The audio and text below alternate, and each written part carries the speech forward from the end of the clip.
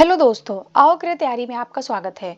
दोस्तों, आज की जो हमारी वीडियो होने वाली है इसमें हम करने जा रहे हैं यूपी पीसीएस 2024 प्री के लिए टेस्ट पेपर। और आज जिसको हम देखने वाले हैं वो DIS का टेस्ट पेपर है। DIS का ये जो टेस्ट है इसमें साइंस के क्वेश्चन है प्लस साइंस एंड टेक के क्वेश्चन है। इसके अलावा इसमें इन्वायरमेंट के क्वेश्चन है और इसके साथ ही यहाँ पे जो है वो करंट का सेक्शन दिया हुआ है। तो इसको हम यहाँ पे देखेंगे। टोटल जो है वो 150 प्रश्न जिन्हें हम देखने वाले हैं। अभी मेरे चैनल पे मैं जो टेस्ट यूपी पीसीएस का करवा रही हूँ वो मैं सेक्शनल टेस्ट करवा रही हूँ, जैसे सब्जेक्ट वाइज करवा रही हूँ। जैसे अभी साइंस का स्टार्ट किया है तो साइंस में मैं एक साथ ही जो भी अच्छे इंस्टीट्यूट है उनके टेस्ट कवर करवा दे रही हूँ। जैसे अभी मैंने दृष्टि का करवा दिया जो सेक्शनल टेस्ट था। इसके अलावा एसटीडी फॉर सिविल सर्विसेज के टेस्ट हैं, अभी DIS के हैं, संस्कृति के हैं। ऐसे यहाँ पे जो है वो 3-4 इंस्टीट्यूट के जो अच्छे टेस्ट हैं वो मैं करवा रही हूँ सब्जेक्ट वाइज। अभी साइंस का है, इसके बाद से फिर आएगा आपका इन्वायरमेंट का आएगा, फिर ज्योग्राफी का आएगा। ऐसे ऐसे जो है टेस्ट वो आएंगे सब्जेक्ट वाइज। फिर लास्ट में जो होगा वो हम FLT टेस्ट देख लेंगे। और अगर इसकी PDF आपको चाहिए तो PDF के लिए डिस्क्रिप्शन में आपको लिंक दिया जाएगा, टेलीग्राम का लिंक है वो। अगर आप उसको ज्वाइन करेंगे तो वहाँ से आपको PDF मिल जाएगी और PDF जो है वो बिल्कुल फ्री है। आप फ्री PDF डाउनलोड कर सकते हैं। इसका क्वेश्चन पेपर भी और इसका सोल्यूशन भी आप खुद से भी दे करके अपनी तैयारी को जांच सकते हैं। और दोस्तों, अगर आपको मेरी वीडियोस अच्छी लग रही है तो प्लीज़ आप मेरे चैनल को सब्सक्राइब करिए, ज़्यादा से ज़्यादा लाइक करिए और इसको ज़्यादा से ज़्यादा अपने फ्रेंड्स लोगों में शेयर करिए। चलिए फिर हम प्रश्नों को देखना स्टार्ट करते हैं। इसका क्वेश्चन फर्स्ट है, सूची 1 को सूची 2 से सुमेलित करना है और सही उत्तर का चयन करना है। यहाँ पे कुछ मूल राशि दी हुई है और उनके मात्रक दिए हुए हैं। जो ज्योति तीव्रता है, ज्योति तीव्रता का मात्रक क्या है? ज्योति तीव्रता का जो मात्रक है वो है कैंडेला। ताप का मात्रक क्या है? तो ताप का मात्रक जो है केल्विन है। विद्युत धारा का मात्रक क्या है? तो विद्युत धारा का जो मात्रक है वो है एम्पियर। और द्रव्यमान का मात्रक किलोग्राम है। तो इस प्रकार इसका हम मैच देखेंगे तो इसका मैच हो जाएगा 4 1 2 3। तो 20 का जो है वो सही जवाब हो जाएगा। नेक्स्ट है क्वेश्चन नंबर 2। निम्नलिखित में से कौन जो है वो सही सुमेलित नहीं है? यहाँ पे यंत्र दिया हुआ है और उस यंत्र का जो है वो अनुप्रयोग दिया हुआ है। तो हाइग्रोमीटर से क्या मापते हैं? तो हाइग्रोमीटर से वायुमंडलीय आर्द्रता मापते हैं, बिल्कुल करेक्ट है। हाइड्रोफोन से द्रवों का अपेक्षित घनत्व नहीं मापते, ये गलत है। हाइड्रोफोन जो है एक माइक्रोफोन है जिससे पानी के अंदर जो ध्वनि को रिकॉर्ड करने के लिए इसका उपयोग करते हैं। जो पानी के नीचे, ये ध्यान रखिएगा, जो पानी के नीचे जो है वो ध्वनि रिकॉर्ड करने का काम जो है हाइड्रोफोन से किया जाता है। रेडियोमीटर से देखिए विकिरण मापन किया जाता है, बिल्कुल करेक्ट है। और जो टैकोमीटर से वायुयान की गति मापी जाती है, बिल्कुल करेक्ट है। तो यहाँ पे पूछ रहा कौन सुमेलित नहीं है, तो बी वाला सही सुमेलित नहीं है। तो सही जवाब इसका जो है वो बी हो जाएगा। नेक्स्ट हम लोग क्वेश्चन देखते हैं, क्वेश्चन नंबर 3। 25 डिग्री सेंटीग्रेड पर ध्वनि की चाल सर्वाधिक होगी। तो 25 डिग्री सेंटीग्रेड पर ध्वनि की चाल कहाँ पे सर्वाधिक होगी? समुद्री जल में या आसवन जल में या मेथेनॉल में या एथेनॉल में? देखिए जो ध्वनि की चाल सर्वाधिक होगी वो होगी जो है समुद्री जल में। क्योंकि देखिए जो ध्वनि की चाल होती है ना वो उस माध्यम के प्रकार और उसके गुण पर निर्भर करती है जिसमें वो यात्रा करती है। ध्वनि की जो चाल होती है वो माध्यम के तापमान और दबाव पर भी निर्भर करती है। तो किसी भी माध्यम में अगर तापमान बढ़ रहा है तो ध्वनि की चाल भी बढ़ेगी। तो ध्यान रखिएगा, किसी भी माध्यम में अगर टेम्परेचर बढ़ रहा है तो जो ध्वनि की चाल है तो उसका चाल भी जो है वो बढ़ेगा। तो दिए हुए ऑप्शन में सबसे अधिक कहाँ पे होगा? तो समुद्री जल में होगा, इसलिए इसका सही जवाब होगा वो ए हो जाएगा। नेक्स्ट देखते हैं क्वेश्चन नंबर 4। सूची 1 को सूची 2 के साथ सुमेलित करना है और सही उत्तर का चयन करना है। यहाँ पे विटामिन दिया हुआ है और उसका रासायनिक नाम दिया हुआ है। तो विटामिन B3 का रासायनिक नाम क्या है? तो इसका नाम है नियासिन। B3 का नाम है नियासिन। B1 का क्या नाम है? तो B1 का नाम है थियामिन। B6 का क्या नाम है? पायरिडॉक्सिन नाम है। और B7 का क्या नाम है? तो बायोटिन नाम है। तो इसको अगर हम मैच करेंगे तो इसका जो सही जवाब हो जाएगा वो हो जाएगा 2 4 3 1। तो ए इसका जो है वो सही जवाब हो जाएगा। नेक्स्ट देखते हैं हम लोग क्वेश्चन नंबर 5। मोलस्का संघ के जीवों व कवचों का अध्ययन कहलाता है। जो मोलस्का संघ के जीव होते हैं उनका जो अध्ययन कहलाता है उसको क्या कहते हैं? तो उसको हम लोग कहते हैं मैल्कोलॉजी। इसका सही जवाब जो है वो बी हो जाएगा, मैल्कोलॉजी कहा जाता है। और जो मैमोलॉजी होता है तो मैमोलॉजी में स्तनधारियों का अध्ययन किया जाता है। स्तनधारियों का जो अध्ययन किया जाता है उसको मैमोलॉजी कहा जाता है। नियोनेटोलॉजी में बाल रोगों का अध्ययन किया जाता है। तो जो बाल रोग होते हैं, बाल रोगों का जो अध्ययन कहलाता है वो नियोनेटोलॉजी कहलाता है। और एंटोमोलॉजी में कीटों पतंगों का अध्ययन किया जाता है। तो जो कीट या पतंग होते हैं उनका जो अध्ययन कहलाता है वो एंटोमोलॉजी कहलाता है। नेक्स्ट हम लोग क्वेश्चन देखते हैं, क्वेश्चन नंबर 6। प्रोकैरियोटिक कोशिका में बताना है कौन सा कथन जो है वो सत्य है प्रोकैरियोटिक कोशिका के बारे में। देखिए जो प्रोकैरियोटिक कोशिका है उसका आकार जो है वो छोटा होता है, बिल्कुल करेक्ट है। इसमें जो है केंद्रक उपस्थित होता है, देखिए गलत है। जो प्रोकैरियोटिक कोशिका होती है उसमें केंद्रक जो है उपस्थित नहीं होता है, ये ध्यान रखिएगा, इस वजह से ये गलत हो गया। थर्ड है एक से अधिक गुणसूत्र इसमें होते हैं, तो ये भी गलत है। क्यों? क्योंकि जो प्रोकैरियोटिक कोशिका होती है उसमें केवल एक गुणसूत्र होते हैं, ना कि एक से अधिक, इस वजह से ये गलत हो जाएगा। फोर्थ है कि कोशिका विभाजन मुकुलन द्वारा होता है, तो ये बिल्कुल करेक्ट है। जो प्रोकैरियोटिक कोशिका होती है उसमें जो कोशिका विभाजन होता है वो मुकुलन की प्रक्रिया के द्वारा होता है, बिल्कुल करेक्ट है। तो यहाँ पे हम देख रहे हैं कि 2 और 3 गलत हो गया, सही जवाब पूछ रहा तो केवल 1 और 4 सही है, तो ए जो होगा इसका सही जवाब हो जाएगा। नेक्स्ट हम लोग क्वेश्चन देखते हैं, क्वेश्चन नंबर 7। निम्नलिखित कथनों पर विचार करना है और सत्य कथन का चयन करना है। तो पहला है माइटोकॉन्ड्रिया को कोशिका का ऊर्जा गृह कहते हैं, जिसकी खोज रिचर्ड अल्टमैन ने किया था। तो देखिए ये स्टेटमेंट जो है वो बिल्कुल करेक्ट है। क्यों? क्योंकि जो माइटोकॉन्ड्रिया है उसको कोशिका का पावर हाउस कहा जाता है, और इस माइटोकॉन्ड्रिया की जो खोज किया था वो रिचर्ड अल्टमैन ने किया था। सेकंड है लाइसोसोम की खोज लाइसोसोम को कोशिका की आत्मघाती थैली कहते हैं, जिसकी खोज पुरकिंजे ने किया था। देखिए लाइसोसोम को कोशिका की आत्मघाती थैली कहती है, बिल्कुल सही है, परंतु इसकी जो खोज है वो पुरकिंजे ने नहीं किया था। इसकी जो खोज किया था वो क्रिश्चियन रेने डे डुबे ने किया था। इसकी जो खोज किया था वो क्रिश्चियन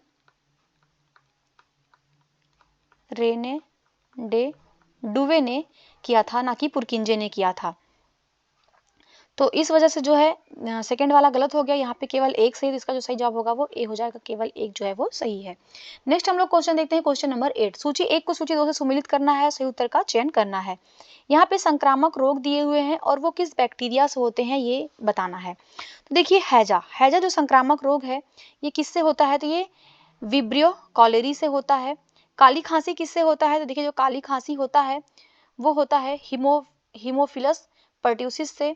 और गनोरिया जो रोग है ये किससे होता है, तो ये नोसेरिया गनोरिया से होता है। और सिफिलिस जो होता है ये ट्रेपोनीमा पैलिडम से होता है। तो इसको एक से मैच कर देंगे, तो यहाँ पे इसका जो सही जवाब होगा मैच करने के बाद वो ए इसका जो है वो सही जवाब हो जाएगा। नेक्स्ट है क्वेश्चन नंबर 9। निम्नलिखित युग्मों में से कौन सा एक जो है वो सही सुमेलित नहीं है। यहाँ पे विटामिन दिए हुए हैं, उस विटामिन की कमी का प्रभाव दिया हुआ है। तो थायमिन जो है विटामिन B1 का नाम है, इसकी कमी से बेरी रोग होता है, बिल्कुल करेक्ट है। फोलिक एसिड इसका नाम है B9, इसकी कमी से जो है रक्त छिड़ता है, एनीमिया होता है, बिल्कुल करेक्ट है ये। राइबोफ्लेविन देखिए ये विटामिन B2 का नाम है, और इसकी कमी से जो है ना वो प्रजनन क्षमता की कमी नहीं होती है, बल्कि B2 की कमी से जो होता है वो हमारी तंत्रिका तंत्र प्रभावित होती है, उससे संबंधित बीमारियां होती हैं, हृदय रोगों से जुड़ी बीमारियां होती हैं, ना कि प्रजनन क्षमता की कमी। देखिए जो प्रजनन क्षमता की कमी होती है ये होता है विटामिन ई की कमी से। विटामिन ई का जो रासायनिक नाम है वो क्या है, टोकोफेरॉल। तो ये है टोकोफेरॉल की कमी से प्रजनन क्षमता की कमी होती है। तो इस तरह से अगर हम देखेंगे तो इसका जो सही जवाब होगा वो सी हो जाएगा। सी वाला जो है वो सही सुमेलित नहीं है। डी भी चेक कर लेते हैं।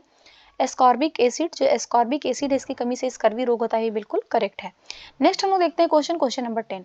मस्तिष्क के किस भाग के द्वारा प्यास, थकान, नींद आना, भूख लगना आदि के नियंत्रण का काम होता है। तो ये जो भी क्रियाएं होती हैं व्यक्ति के अंदर, जो उसको प्यास लगती है, थकान होती है, नींद आती है, भूख लगता है, इन सभी पे जो नियंत्रण करता है वो हाइपोथैलेमस करता है। इसका सही जवाब भी हो जाएगा। हाइपोथैलेमस जो है अग्र मस्तिष्क का भाग है। अग्र मस्तिष्क के 3 भाग होते हैं, एक प्रमस्तिष्क होता है, एक हाइपोथैलेमस होता है और एक थैलेमस होता है। तो उसी में से जो हाइपोथैलेमस है ये सभी चीजों को नियंत्रित करता है। नेक्स्ट हम लोग क्वेश्चन देखते हैं, क्वेश्चन नंबर 11। मेलाटोनिन जैविक आवर्तन और नींद के नियमन के कार्य में मदद करती है जो स्रावित होता है। देखिए जो मेलाटोनिन है जो नींद को नियंत्रित करता है, ये इसका स्राव जो है वो कहाँ से होता है, तो इसका जो स्राव होता है वो होता है पिनीलियन ग्लैंड से। तो इसका सही जवाब जो है वो ए हो जाएगा। जो पिनीलियन ग्रंथि है यहाँ से मेलाटोनिन का जो है स्राव होता है। नेक्स्ट है क्वेश्चन नंबर 12। सरल आवर्त गति करने वाला कण जब अपनी गति के अंतिम बिंदुओं से गुजरता है तब क्या होता है। और यहाँ पे कुछ पॉइंट दिए हुए हैं और बताना है कि इसमें गलत कथन कौन सा है। देखिए जब भी सरल आवर्त गति करने वाला जब भी कोई कण अपनी गति के अंतिम बिंदु से गुजरता है उस समय जो उसका त्वरण होता है, उसका जो त्वरण होता है वो अधिकतम होता है, वो मैक्सिमम होता है। और उस समय जो उसका वेग होता है, वेग उसका जो है वो शून्य होता है।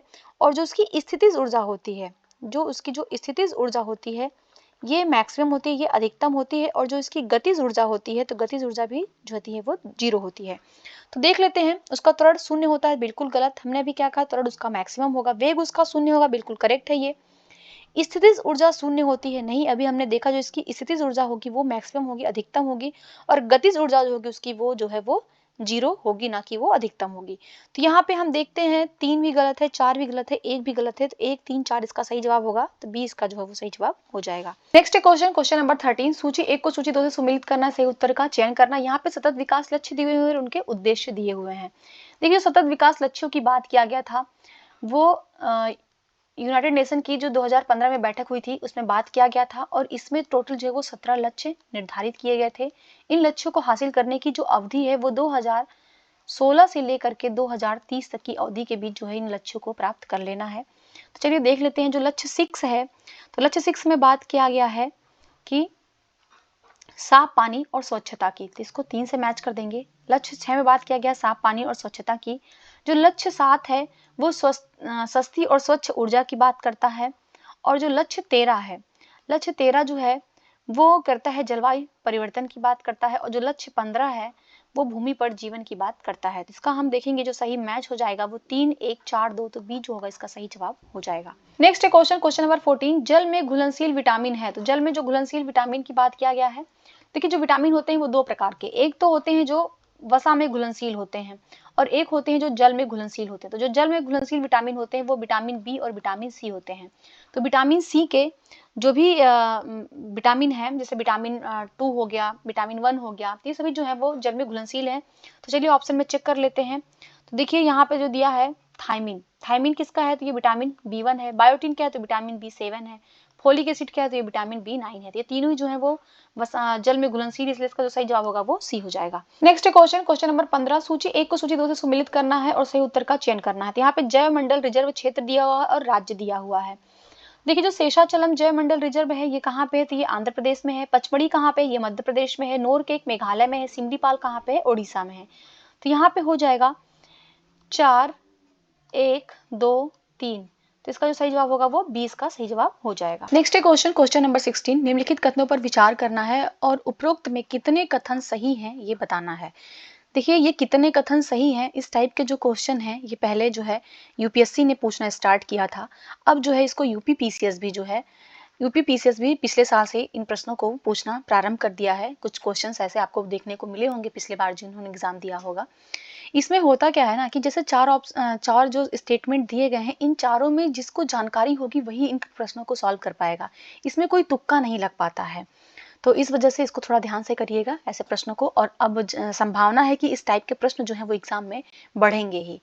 तो चलिए फिर देखते हैं क्या है 16 नंबर क्वेश्चन। पहला है कि राष्ट्रीय बांध संरक्षण प्राधिकरण की सिफारिश पर राज्य सरकार किसी क्षेत्र को, ध्यान रखिएगा, राज्य सरकार जो है वो किसी क्षेत्र को बाघ अभ्यारण्य टाइगर रिजर्व के रूप में अधिसूचित कर सकती है। तो बिल्कुल करेक्ट स्टेटमेंट है। जो राष्ट्रीय बाघ संरक्षण प्राधिकरण है उसकी सिफारिश पर जो राज्य सरकार के पास ये पावर है कि वो किसी भी जो क्षेत्र है उसको बाघ अभ्यारण्य घोषित कर सकती है। सेकंड है सबसे बड़ा बाघ अभ्यारण्य नागार्जुन सागर श्रीशैलम है। देखिए भी बिल्कुल करेक्ट है। जो नागार्जुन सागर श्रीशैलम जो ये कहाँ पे है, किस राज्य में है, तो ध्यान रखिएगा ये जो है ये आंध्र प्रदेश में है। ये बाघ रिजर्व कहाँ पे है, तो ये आंध्र प्रदेश में है और ये देश का जो है सबसे बड़ा बाघ रिजर्व है। थर्ड है सबसे छोटा बाघ अभ्यारण्य ओरांग टाइगर रिजर्व है। तो ये बिल्कुल करेक्ट है। जो सबसे छोटा है वो ओरांग है। ओरांग कहाँ पे है, तो ये असम में है। इसकी स्थिति कहाँ पे है, लोकेटेड कहाँ पे, तो असम में है ओरांग टाइगर रिजर्व, और ये सबसे छोटा बाघ अभ्यारण्य है। फोर्थ है सर्वाधिक बाघ घनत्व वाला अभ्यारण्य कंचनजंगा राष्ट्रीय उद्यान है। देखिए ये गलत हो गया, क्यों, क्योंकि जो सर्वाधिक बाघ घनत्व वाला अभ्यारण्य है वो कंचनजंगा नहीं बल्कि वो काजीरंगा है। वो जो है वो काजीरंगा भी कहाँ है, तो ये भी जो है असम में ही है। और काजीरंगा जो है ये एक सींग वाले जो गैंडे होते हैं ना, इसके लिए भी फेमस है। लेकिन ये जो है यहाँ पे सर्वाधिक बाघ का घनत्व भी है, इसलिए ये फोर्थ वाला गलत हो गया। तो यहाँ पे केवल 3 ही सही है, तो इसका जो सही जवाब होगा वो सी हो जाएगा। केवल 3 जो है वो करेक्ट है। नेक्स्ट क्वेश्चन, क्वेश्चन नंबर 17, सूची 1 को सूची 2 के साथ सम्मिलित करना है और सही उत्तर का चयन करना है। तो यहाँ पे कुछ टाइगर रिजर्व दिए हुए हैं और राज्य दिया हुआ है। तो जो बोर टाइगर रिजर्व है ये किस राज्य में है, तो ये महाराष्ट्र में है। पलामू कहाँ पे है, तो ये झारखंड में है। कमलांग टाइगर रिजर्व कहाँ पे है, तो ये अरुणाचल प्रदेश में है। और अमरबाद टाइगर रिजर्व कहाँ पे है, तो ये तेलंगाना में है। तो इसका जो सही मैच हो जाएगा वो हो जाएगा 3 4 1 2। तो इसका जो सही जवाब होगा 3 4, 1, 2 ए जो है इसका सही जवाब हो जाएगा। नेक्स्ट हम लोग क्वेश्चन देखते हैं, क्वेश्चन नंबर 18। निम्नलिखित में से कौन सा युग्म जो है सही सुमेलित नहीं है। यहाँ पे राष्ट्रीय उद्यान दिए हैं और वो किस राज्य केंद्र शासित प्रदेश में स्थित हैं ये बताना है। तो देखिए जो बेतला राष्ट्रीय उद्यान है, बेतला कहाँ पे है, तो बेतला जो है वो झारखंड में है, बिल्कुल सही सुमेलित है ये। और इतनकी राष्ट्रीय उद्यान, इतनकी राष्ट्रीय उद्यान कहाँ पे है, तो इतनकी जो है वो मेघालय में नहीं है, वो नागालैंड में है। इतनकी जो राष्ट्रीय उद्यान है ये मेघालय में नहीं है, ये नागालैंड में है। और काजीनांग, काजीनांग राष्ट्रीय उद्यान कहाँ पे है, देखिए जो काजीनांग राष्ट्रीय उद्यान है वो जो है वो लद्दाख में नहीं है, ध्यान रखिएगा, वो जम्मू एंड कश्मीर में है। तो ध्यान रखिएगा काजीनांग ना कि काजीरंगा है। काजीरंगा कहाँ पे, हमने पीछे हमने देखा जो काजीरंगा है ये तो असम में है, लेकिन यहाँ पे काजीनाग है, तो काजीनाग कहाँ पे है, तो ये जम्मू कश्मीर में है। बन्नेरघट्टा राष्ट्रीय उद्यान कहाँ पे है, तो बन्नेरघट्टा राष्ट्रीय उद्यान जो है वो कर्नाटक में है, बिल्कुल करेक्ट है। तो यहाँ पे कौन सुमेलित नहीं है, तो यहाँ पे 2 और 3 सुमेलित नहीं है, ध्यान रखिएगा। इतनकी राष्ट्रीय उद्यान नागालैंड में है, काजीनाग कहाँ पे, तो जम्मू कश्मीर में है। तो इसका जो सही जवाब होगा वो डी हो जाएगा, 2 और 3 जो है वो इनकरेक्ट है। नेक्स्ट हम लोग क्वेश्चन देखते हैं, क्वेश्चन नंबर 19। निम्नलिखित संयोजनों में से किस एक का विद्युत खर्च यूनिट जो है वो 1 यूनिट होगा। किसका जो विद्युत खर्च होगा वो 1 यूनिट होगा। तो देखिए जो यूनिटों की संख्या होती है ना, निकालने का सूत्र है, जो यूनिटों की संख्या होती है, तो यूनिटों की जो संख्या होती है ये बराबर होती है वाट इंटू घंटा, और उसको जो है वो 1000 से डिवाइड कर देते हैं।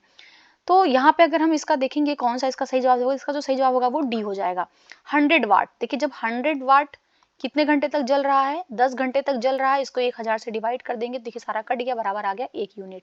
तो 1 यूनिट आ गया, तो इसका जो सही जवाब होगा वो डी हो जाएगा। नेक्स्ट हम लोग क्वेश्चन देखते हैं, क्वेश्चन नंबर 20। विद्युत चुंबकीय प्रेरण पर आधारित युक्ति है, विद्युत चुंबकीय प्रेरण पर आधारित युक्ति। तो विद्युत चुंबकीय प्रेरण पर जो आधारित युक्ति है वो है विद्युत मोटर और डायनमो। तो इसका जो सही जवाब होगा वो डी हो जाएगा। देखिए जो विद्युत मोटर होता है, ये ध्यान रखिएगा, जो विद्युत मोटर होता है ना, ये विद्युत ऊर्जा को, ये ध्यान रखिएगा, ये जो विद्युत ऊर्जा होती है इसको जो है वो यांत्रिक ऊर्जा में बदलता है, कौन, विद्युत मोटर। और डायनमो क्या काम करता है, तो जो डायनमो होता है ये यांत्रिक ऊर्जा को, ये जो है ये यांत्रिक ऊर्जा को विद्युत ऊर्जा में बदलता है। तो ये ध्यान रखिएगा, इसलिए जो विद्युत चुंबकीय प्रेरण है। नेक्स्ट हम लोग क्वेश्चन देखते हैं, क्वेश्चन नंबर 21। नाभिकीय रिएक्टर, नाभिकीय रिएक्टर में मंदक के रूप में किसका प्रयोग किया जाता है। तो नाभिकीय रिएक्टर में मंदक के रूप में किसका प्रयोग होता है। देखिए जो नाभिकीय रिएक्टर में मंदक होता है ना, उसका काम होता है न्यूट्रॉनों की जो गति होती है, जो न्यूट्रॉनों की गति होती है उस गति को रिड्यूस करना, उस गति को कम करना इसका काम होता है। क्योंकि न्यूट्रॉनों की जो यूरेनियम 235 या जो उसमें जैसे यूरेनियम 235 या प्लूटोनियम 239 जो है इसका इसी का जो है बमबारी किया जाता है, इसी का नाभिकीय विखंडन किया जाता है। तो इनकी जो गति होती है बहुत अधिक होती है, तो इसको कम करने के लिए मंदक के रूप में जो है किसका प्रयोग करना है। तो यहाँ पे हम मंदक के रूप में प्रयोग करते हैं भारी जल का, ध्यान रखिएगा, भारी जल का प्रयोग करते हैं, या फिर इसमें जो है वो ग्रेफाइट का प्रयोग करते हैं, या फिर जो है बेरिलियम ऑक्साइड का प्रयोग करते हैं, बेरिलियम ऑक्साइड का प्रयोग जो है वो करते हैं। तो यहाँ पे देखते हैं, तो मंदक का प्रयोग किया जाता है। मंदक का प्रयोग क्यों किया जाता है, तो न्यूट्रॉनों की गति को कम करने के लिए। इसका सही जवाब जो है वो बी हो जाएगा। ध्यान रखिएगा जो न्यूट्रॉनों की गति होती है उसको कम करने के लिए मंदक का प्रयोग किया जाता है। और उसमें किस चीज का प्रयोग होता है, तो भारी जल का प्रयोग करते हैं, ग्रेफाइट का प्रयोग करते हैं और बेरिलियम ऑक्साइड का प्रयोग करते हैं। नेक्स्ट हम लोग देखते हैं क्वेश्चन, क्वेश्चन नंबर 22। क्रायोजेनिक ताप से आशय है, जो क्रायोजेनिक ताप है इससे क्या आशय है। तो देखिए क्रायोजेनिक ताप का मतलब होता है कि सबसे न्यूनतम ताप पर जो है जो तत्व होते हैं उनके व्यवहार का अध्ययन करना ही जो क्रायोजेनिक कहलाता है। तो जो निम्न ताप होता है वो कितना होता है, तो वो -150 डिग्री सेंटीग्रेड होता है। इसका सही जवाब जो है वो सी हो जाएगा। -1 डिग्री सेंटीग्रेड पे जो तत्व होते हैं उनके व्यवहार का अध्ययन करना ही जो है क्रायोजेनिक्स कहलाता है। नेक्स्ट हम लोग next question, question number 23। Echocardiography ECG में किस तरंग का प्रयोग किया जाता है। देखिए ईसीजी क्या है, ये हृदय से जुड़ी हुई बीमारियों के लिए इससे जांच किया जाता है ईसीजी से। तो इसमें होता क्या है कि हम जो तरंगों का यूज करते हैं वो है पराश्रव्य तरंगे, सुपरसोनिक वेव्स। तो इसका सही जवाब बी हो जाएगा। इसमें जो इनकी आवृत्ति होती है, देखिए ये 20,000 हर्ट्ज से, जो 20,000 हर्ट्ज से अधिक होती है, 20,000 हर्ट्ज से अधिक होती है इनकी आवृत्ति। इसमें होता क्या है कि जब हृदय के विभिन्न भागों में तरंगे भेजी जाती हैं तो वो जाती हैं, टकराती हैं और वापस रिटर्न आती हैं, तो एक प्रतिबिंब देती हैं। उसी प्रतिबिंब से जो है हमें जांच होता है, पता चलता है कहाँ पे क्या दिक्कत है। नेक्स्ट हम लोग क्वेश्चन देखते हैं, क्वेश्चन नंबर 24। निम्नलिखित कथनों पर विचार करना है और सत्य कथन का जो है यहाँ पे चयन करना है। तो पहला है कि बौद्धिक संपदा का तात्पर्य दिमाग की रचनाओं से है, जैसे आविष्कार, साहित्य, कलात्मक कार्य। देखिए बिल्कुल करेक्ट है। जो बौद्धिक संपदा होती है, बौद्धिक संपदा में क्या होता है, आपके दिमाग की जो भी रचना है, जो आप क्रिएटिविटी है आपकी, उस क्रिएटिविटी को जो है इंटेलेक्चुअल प्रॉपर्टी कहा जाता है। जैसे किसी ने कोई नई चीज का आविष्कार किया, किसी ने कोई नया साहित्य लिखा है, किसी ने कोई कलात्मक कार्य किया। सेकंड है कि औद्योगिक डिजाइन और भौगोलिक संकेतक बौद्धिक संपदा अधिकार के प्रकार है। तो भी बिल्कुल करेक्ट है। तो इसका जो सही जवाब होगा वो सी हो जाएगा। नेक्स्ट हम लोग क्वेश्चन देखते हैं, क्वेश्चन नंबर 25। एडीज एजिप्टी मच्छर, एडीज एजिप्टी मच्छर मुख्य रूप से कौन सी बीमारी फैलाता है? तो जो एडीज एजिप्टी मच्छर है वो कौन सी बीमारी फैलाता है? देखिए डेंगू बुखार और चिकनगुनिया, इसमें जो है एडीज एजिप्टी मच्छर के वजह से होता है। जीका बुखार जो होता है ये भी एडीज एजिप्टी मच्छर की वजह से होता है। और देखिए मलेरिया और जापानी इंसेफ्लाइटिस, ये जो बुखार होता है ये एक वायरस की वजह से होता है, और वो वायरस है फ्लेवी वायरस। ये ध्यान रखिएगा, ये जो है वो फ्लेवी वायरस की वजह से होता है, फ्लेवी वायरस की वजह से होता है, ना कि ये जो है एडीज एजिप्टी की वजह से होता है। तो ये वाला तो गलत हो गया। मलेरिया तो किसकी वजह से होता है? मलेरिया तो आपको पता होगा एनाफिलीज मच्छर की वजह से होता है, जो एनाफिलीज मच्छर की वजह से मलेरिया होता है। और जापानी जो एंसेफेलाइटिस होता है वो फ्लेवी वायरस की वजह से होता है। तो थर्ड वाला तो गलत हो गया। फोर्थ है मायरो और पीला बुखार, तो जो मायरो और येलो फीवर होता है ये किसकी वजह से होता है? तो ये भी जो है एडिस इजिप्टी मच्छर की वजह से होता है। ये बिल्कुल करेक्ट है। तो थर्ड वाला गलत हो गया तो काट देंगे। तो 1 2 4 सही होगा। तो सही जवाब इसका जो है वो सी हो जाएगा। Next question, question number 26। निम्नलिखित कथनों पर विचार करना है और सत्य कथन का चयन करना है। तो पहला है कि ग्राफीन नैनो फिल्म त्रिविमीय नैनो पदार्थ है। देखिए जो ग्राफीन होता है ये त्रिविमीय नहीं होता है, ये जो है वो 2D होता है, इसका जो है 2 डायमेंशनल होता है, ना कि 3D होता है। तो ये तो गलत हो गया। सेकंड है फ्लोरीन एक विमीय नैनो पदार्थ है। तो जो फ्लोरीन है ना वो एक विमीय नहीं, वो शून्य विमीय पदार्थ है। ये भी ध्यान रखिएगा, वो जो है शून्य विमीय पदार्थ है, क्योंकि इसमें तीनों विमाओं का आकार एवं नैनो स्केल जो है वो उससे छोटा होता है, इसका मापन ही नहीं हो पाता, इसलिए ये शून्य विमीय है। तो यहाँ पे दोनों स्टेटमेंट जो है वो गलत है। तो पूछ रहा सत्य कथन, तो इसका सही जवाब जो है डी हो जाएगा। ना ही एक सही है, ना ही दो सही है। नेक्स्ट हम लोग क्वेश्चन देखते हैं, क्वेश्चन नंबर 27। निम्नलिखित कथनों पर विचार करना है और बताना है कितने सही हैं। देखिए फिर उसी टाइप के क्वेश्चन आया है। तो प्रत्येक 2 फरवरी को विश्व आर्द्रभूमि दिवस मनाया जाता है। तो देखिए ये बिल्कुल करेक्ट है, क्योंकि प्रत्येक 2 फरवरी को क्या होता है कि विश्व आर्द्रभूमि दिवस मनाया जाता है।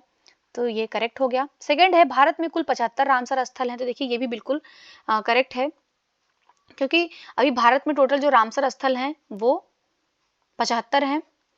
नेक्स्ट है इसमें तमिलनाडु में रामसर स्थलों की संख्या 14 है। तो भी बिल्कुल करेक्ट है, क्यों? क्योंकि सर्वाधिक जो रामसर स्थल है वो तमिलनाडु में है और ये 14 है। इसके पश्चात उत्तर प्रदेश का स्थान है, उत्तर प्रदेश में 10 रामसर स्थल है। भी बिल्कुल करेक्ट है, उत्तर प्रदेश में 10 हैं। और सबसे अधिक कहाँ पे है? तो तमिलनाडु में है, 14 है। फोर्थ है नवाबगंज, पार्वती, अर्गा और यशवंत सागर उत्तर प्रदेश के प्रमुख रामसर स्थल हैं। देखिए ये जो नवाबगंज हो गया और पार्वती अर्गा हो गया, ये दोनों तो उत्तर प्रदेश में है, परंतु जो यशवंत सागर है ये उत्तर प्रदेश में नहीं है, ये मध्य प्रदेश में है। तो इस वजह से फोर्थ वाला तो गलत हो जाएगा।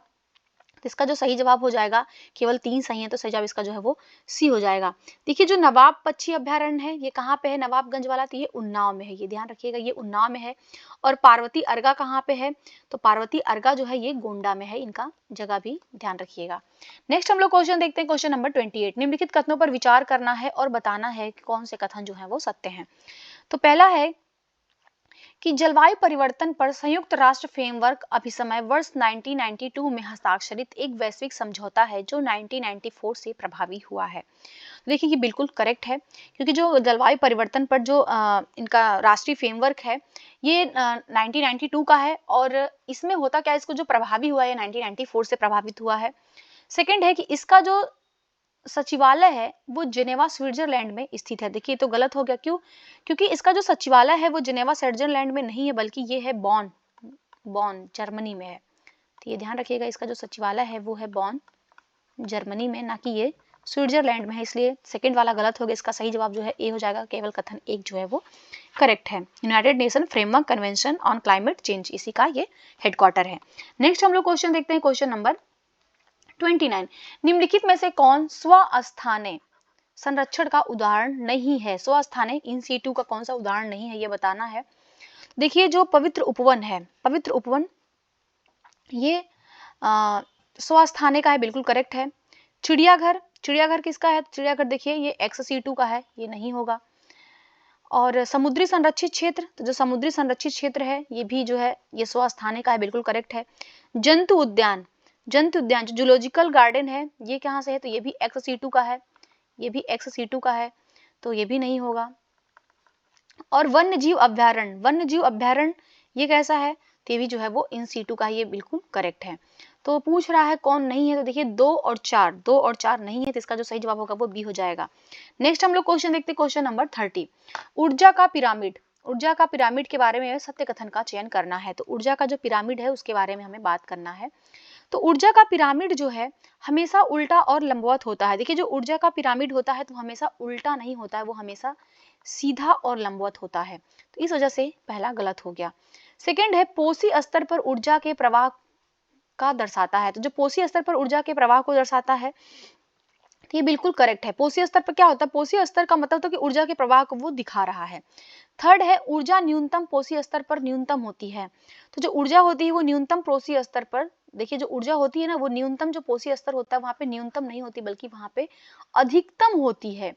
न्यूनतम पोषी स्तर पर अधिकतम होती है और उच्चतम जो पोषी स्तर होता है वहां पे जो है वो न्यूनतम होती है, तो ये ध्यान रखिएगा। फोर्थ है प्रत्येक पोषी स्तर पर ऊर्जा का क्रमिक ह्रास होता है। देखिए बिल्कुल करेक्ट स्टेटमेंट है, क्योंकि जो ऊर्जा का क्रमिक ह्रास होता है वो उष्मा और श्वसन के रूप में होता है और ये प्रत्येक पोषी स्तर पर होता है। तो यहाँ पे सत्य कथन पूछ रहा है, तो यहाँ पे 2 और 4 सही है, इसका जो सही जवाब होगा वो सी हो जाएगा। नेक्स्ट है क्वेश्चन, क्वेश्चन नंबर 31।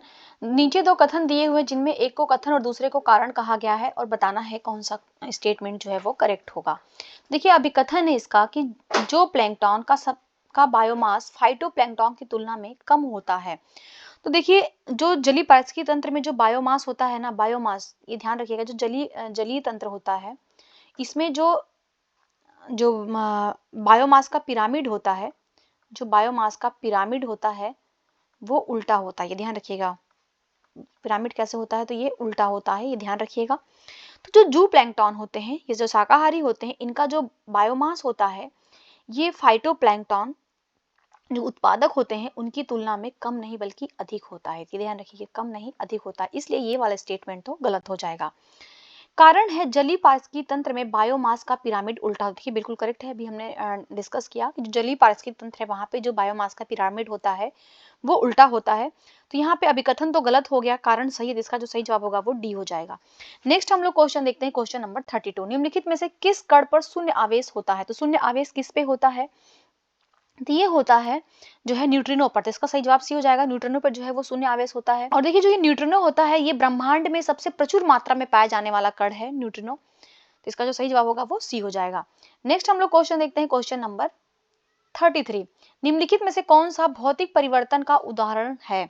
तो भौतिक परिवर्तन का कौन सा उदाहरण है ये बताना है। देखिए भौतिक परिवर्तन का क्या मतलब होता है, भौतिक परिवर्तन से आशय जो है वो एक ऐसे परिवर्तन से होता है जिसमें कारक को हटा देने पर भौतिक प्रक्रिया में जो भाग लेने वाला पदार्थ होता है वो पुनः अपनी पूर्ववर्ती अवस्था में आ जाता है और भौतिक प्रक्रिया जो है अस्थायी एवं उत्क्रमणीय होती है। तो यहाँ पे हम लोग देखते हैं कौन सा जो है भौतिक परिवर्तन का उदाहरण, तो जल का वाष्प में परिवर्तित होना, बिल्कुल करेक्ट है, ये भौतिक परिवर्तन का उदाहरण है। पानी में चीनी का घुलना, तो पानी में जो चीनी का घुलना है वो भी भौतिक परिवर्तन है। और विद्युत बल्ब का चमकना, ये भी जो है ये भौतिक परिवर्तन है। और तो इसका जो सही जवाब होगा वो डी हो जाएगा, उपरोक्त सभी, क्योंकि जो भी है वो सभी जो है भौतिक परिवर्तन के उदाहरण है। नेक्स्ट हम लोग क्वेश्चन देखते हैं, क्वेश्चन नंबर 34।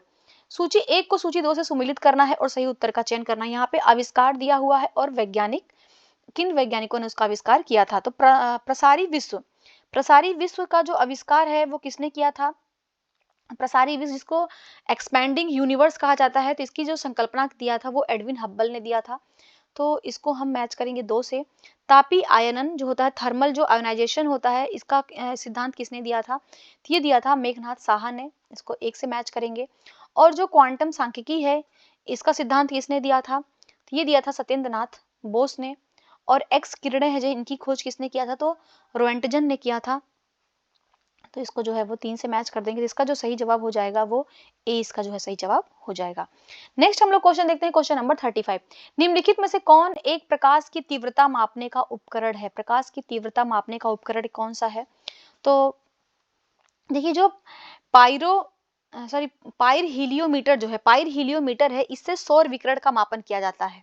इससे किसका मापन करते हैं, तो ये ध्यान रखिएगा, इससे जो है वो सौर विकिरण का जो मापन किया जाता है वो पाइर हीलियोमीटर से किया जाता है। लक्स मीटर से क्या किया जाता है, तो लक्स मीटर से जो है वो प्रकाश की तीव्रता मापी जाती है। इससे जो है वो प्रकाश की तीव्रता का मापन किया जाता है लक्स मीटर से। और लैक्टोमीटर से क्या मापते हैं, तो देखिए लैक्टोमीटर से तो हम लोग दूध की गुणवत्ता मापते हैं। जो दूध की गुणवत्ता मापते हैं वो लैक्टोमीटर से मापते हैं। देखिए जो लिसीमीटर है, लिसीमीटर से किसका मापन होता है, तो इसका वास्तविक जो वाष्पोत्सर्जन है इसका मापन किया जाता है लिसीमीटर से। तो प्रकाश की तीव्रता पूछा, तो प्रकाश की तीव्रता जो है वो लक्स मीटर से मापते थे। इसका जो सही जवाब होगा वो बी हो जाएगा। नेक्स्ट हम लोग क्वेश्चन देखते हैं, क्वेश्चन नंबर 36। किसी व्यक्ति का भार, किसी व्यक्ति के भार के संबंध में बताना है स्टेटमेंट। तो जो व्यक्ति का भार होता है तो कहाँ पे जो है अधिक होता है, तो भूमध्य रेखा पर अधिकतम होता है किसी व्यक्ति का भार। देखिए जो किसी भी व्यक्ति का भार होता है ना, वो भूमध्य रेखा पर सबसे कम होता है, ना कि अधिकतम होता है। भूमध्य रेखा पे सबसे कम होता है, यहाँ पे ध्यान रखिएगा। सबसे कम जो कहाँ पे होता है, तो ये भूमध्य रेखा पे होगा। पृथ्वी की सतह पर एक सब जगह एक समान होगा, बिल्कुल गलत है, नहीं होगा। और ध्रुवों पर अधिकतम होगा, बिल्कुल सही है। ध्रुवों पर सर्वाधिक होता है और भूमध्य रेखा पर न्यूनतम होता है। और डी कह रहा है कि ध्रुवों पर न्यूनतम होता है, तो बिल्कुल गलत हो जाएगा। तो इसका जो सही जवाब होगा वो सी हो जाएगा, क्योंकि व्यक्ति का भार न्यूनतम कहाँ पे होता है, भूमध्य रेखा पर। अधिकतम कहाँ पे होता है, तो ध्रुव पे होता है, ये ध्यान रखिएगा। नेक्स्ट हम लोग क्वेश्चन देखते हैं, क्वेश्चन नंबर 37। एक सामान्य मानवीय आंख निम्नलिखित में से किस तरंग दैर्ध्य के प्रकाश को स्पष्ट रूप से देख सकती है। तो जो मानवीय आंख है वो कितने जो प्रकाशी तरंग दैर्ध्य होता है उसको अपने आंखों से स्पष्ट रूप से देख सकती है, तो वो 390 से लेके 780 के बीच का देख सकती है। इसका सही जवाब जो है वो डी हो जाएगा। नेक्स्ट है question, question number 38। Ticking hydrobomb, ticking hydrobomb निम्नलिखित में से किसे नाम दिया जाता है। तो जो टिकिंग हाइड्रोबम होता है इसमें जो है बृहद हिमालय की कृत्रिम झीलों को कहा जाता है, क्योंकि जो बृहद हिमालय की कृत्रिम झीलें हैं इनको जो है इनको टिकिंग हाइड्रोबम के अंतर्गत रखा जाता है। और जो बृहद हिमालय में स्थित बड़े बांध हैं उनको भी जो है वो टिकिंग हाइड्रोबम के रूप में वर्णित किया जाता है। क्यों, क्योंकि जो टिक टिक करते हुए जो एक ये जो है एक जल बम की तरह एक काम करता है, कि जिससे ये संभावना होती है कि भविष्य में जो है अति संवेदनशील भूकंप आ सकते हैं, इसलिए जो है इसको टिकिंग हाइड्रोबम के रूप में वर्णित किया जाता है। तो यहाँ पे थर्ड वाला तो होगा नहीं, जल विद्युत केंद्र, थर्ड गलत हो जाएगा, 1 और 2 सही है। तो इसका जो सही जवाब होगा वो बी हो जाएगा। नेक्स्ट देखते हैं क्वेश्चन, क्वेश्चन नंबर 39। पर्यावरण एवं पारिस्थितिकी की क्रियाशीलता पर कुछ नियमों पर आधारित होती है, इन नियमों के प्रतिपादक कौन थे। तो पर्यावरण एवं पारिस्थितिकी की जो क्रियाशीलता है उस पर कुछ नियमों का प्रतिपादन है, तो इन नियमों के प्रतिपादन किसने किया था ये बताना है। तो इन नियमों का जो प्रतिपादन दिया था वो दिया था बैरी क्रोमोनोर ने। इसका ए जो है सही जवाब हो जाएगा, बैरी क्रोमोनोर ने दिया था। और इन्होंने टोटल कितने नियम दिए थे, तो ध्यान रखिएगा ये इन्होंने टोटल जो है वो 4 नियम दिए थे। पहला नियम है कि everything is connected to everything, और सेकंड है एवरीथिंग मस्ट गो समवेयर, और थर्ड है नेचर नोन बेस्ट, और फोर्थ है there is no such thing as free lunch. तो ये 4 नियम जो है इन्होंने दिया था बैरी कोमोनोर ने। नेक्स्ट हम लोग क्वेश्चन देखते हैं, क्वेश्चन नंबर 40। निम्न में से फूल रहित पौधा है, निम्न में से फूल रहित पौधा कौन सा है। तो देखिए यहाँ पे जो फूल रहित पौधा है वो है फर्न। फर्न एक संवहनी पौधा है, तो इसका जो सही जवाब होगा वो ए हो जाएगा। और ये पौधे जो होते हैं वो बीज रहित होते हैं। फूल रहित अगर होगा तो इसमें जो है वो बीज रहित होगा, इसमें बीज जो है वो नहीं होगा। नेक्स्ट हम लोग क्वेश्चन देखते हैं, क्वेश्चन नंबर 41। निम्नलिखित में से कौन सी एक धातु पर्यावरण हितैषी के रूप के अस्पष्ट होने के कारण हरी धातु के रूप में कहा जाता है। तो ग्रीन मेटल के रूप में कौन सी धातु को जाना जाता है, तो ये बहुत कॉमन क्वेश्चन है, बार बार एग्जाम में पूछा जाता है, तो वो है एल्यूमिनियम। इसका सही जवाब जो है वो बी हो जाएगा। एल्यूमिनियम जो है ये पर्यावरण हितैषी धातु, इसलिए इसको ग्रीन मेटल कहते हैं। नेक्स्ट हम लोग देखते हैं क्वेश्चन, क्वेश्चन नंबर 42। सूची 1 को सूची 2 से सुमेलित करना है, सही उत्तर का चयन करना है। यहाँ पे प्रजातियां दी हुई है और उनके उदाहरण दिए हुए हैं। तो की स्टोन प्रजाति कौन सी है, तो इसमें जो है मधुमक्खी को की स्टोन में रखा जाता है। फ्लैगशिप कौन सा है, तो फ्लैगशिप जो है वो विशाल पांडा को कहा गया है। अम्ब्रेला के तहत क्या आता है, तो अम्ब्रेला जो है वो बाघ में आएगा। संकेतक तो ये क्रेफिश, तो इसका जो हम मैच करेंगे 3 2 1 4, तो इसका जो सही जवाब होगा वो 20 का सही जवाब हो जाएगा। नेक्स्ट है question, question number 43। 43 number question है, निम्नलिखित में से भूमंडलीय तापन का प्रभाव नहीं है। तो जो ग्लोबल वार्मिंग है इसका प्रभाव क्या नहीं है ये बताना है। तो देखिए इसमें जो है भीषण सूखा, तो जो भीषण सूखा है ये भूमंडलीय तापन का प्रभाव है, बिल्कुल करेक्ट है। प्रवाल भित्तियों का निर्माण, देखिए जो प्रवाल भित्तियों का जो निर्माण होता है इसमें जो है भूमंडलीय तापन का कोई योगदान नहीं है, तो ये नहीं होगा। और सुनामी की तीव्रता में वृद्धि, तो जो सुनामी की तीव्रता में वृद्धि होगी ये भी भूमंडलीय तापन के कारण होगी, बिल्कुल सही है। और खाद्य सुरक्षा पर खतरा होगा, बिल्कुल, जब सूखा पड़ेगा, बाढ़ आएगा, तो यहाँ पे जो है जो हमारा खाद्य सुरक्षा है वो भी प्रभावित होगा। और फिफ्थ है समुद्री जलस्तर बढ़ने से प्लवक के उत्पादकों में वृद्धि होगी, कि जो समुद्री जलस्तर बढ़ेगा जिसमें जो प्लवक हैं उनके उत्पादन में वृद्धि नहीं होगी बल्कि उनके उत्पादन में कमी देखी जाएगी। तो ये पांचवा भी नहीं है, तो इसका जो सही जवाब होगा वो हो जाएगा 2 और 5। 2 और 5 जो है इसमें ये भूमंडलीय तापन का प्रभाव नहीं है, तो इसका जो सही जवाब होगा वो सी हो जाएगा। नेक्स्ट हम लोग क्वेश्चन देखते हैं, क्वेश्चन नंबर 44। सूची 1 को सूची 2 से सुमेलित करना है और सही उत्तर का चयन करना है। तो यहाँ पे कण दिए और उनके खोजकर्ता दिए। तो न्यूट्रॉन की खोज किसने किया? तो न्यूट्रॉन की खोज किया जेम्स चैडविक ने। मेसान की खोज किसने किया? मेसान की खोज किया है युकावा ने। खोज किसने किया है? कार्ल डी एंडरसन ने किया है। और न्यूट्रिनो की खोज किसने किया? तो न्यूट्रिनो की खोज पॉली ने किया है। इसका जो सही जवाब होगा 2, 4, 1, 3, तो बी इसका जो है सही जवाब हो जाएगा। नेक्स्ट हम लोग क्वेश्चन देखते हैं, क्वेश्चन नंबर 45। सूची 1 को सूची 2 से सुमेलित करना है, सही उत्तर का चयन करना है। यहाँ पे पदार्थ दिए हुए और उनका पीएच मान दिया हुआ। तो नींबू का रस, देखिए जो नींबू का रस है इसका पीएच वैल्यू कितना होता है? तो इसका पीएच वैल्यू होता है 2.4। और मानव का रक्त कितना होता है? तो मानव रक्त का जो पीएच होता है वो होता है 7.4। और शुद्ध जल का पीएच वैल्यू कितना होता है? तो ये होता है 7। और शराब का कितना होता है? तो 3.8। तो इसका जो सही जवाब हो जाएगा वो हो जाएगा 3, 1, 4, 2। तो ए इसका जो सही जवाब हो जाएगा। देखिए जो पीएच वैल्यू होती है इससे जो है किसी भी मतलब कोई भी अगर वस्तु है तो उसका जो है हम लोग देख सकते हैं कि वो एसिडिक है या वो बेस है।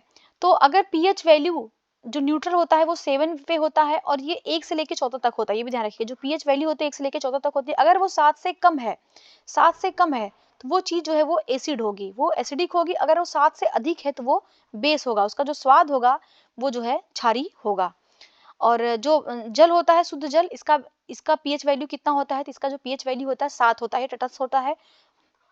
और इससे जो भी अधिक होगा वो आपका जो है क्षारीय होगा। जैसे जो मानव रक्त है यहाँ पे हमने देखा मानव रक्त का 7.4 था, तो ये 7 से अधिक था, तो ये इसका जो टेस्ट होगा वो कैसा होगा? तो ये बेस होगा। नेक्स्ट हम लोग क्वेश्चन देखते हैं, क्वेश्चन नंबर 46। 46 नंबर क्वेश्चन निम्नलिखित युग्मों में से कौन सा एक जो है वो सही सुमेलित है? अम्ल दिया हुआ है और उसकी उपस्थिति दी हुई है कि किस पदार्थ में जो है कौन सा अम्ल उपस्थित है। तो जो एसिटिक अम्ल है वो किस में है? देखिए जो एसिटिक अम्ल है वो है सिरका में, ये बिल्कुल करेक्ट है। लैक्टिक अम्ल किस में मिलता है? तो लैक्टिक अम्ल जो मिलता है वो दूध और दही में मिलता है, ये भी बिल्कुल करेक्ट है, दूध दही में मिलता है। और ऑक्जेलिक अम्ल किस में मिलता है? तो पालक में मिलता है, टमाटर में मिलता है, इन सब में जो है ऑक्जेलिक अम्ल होता है।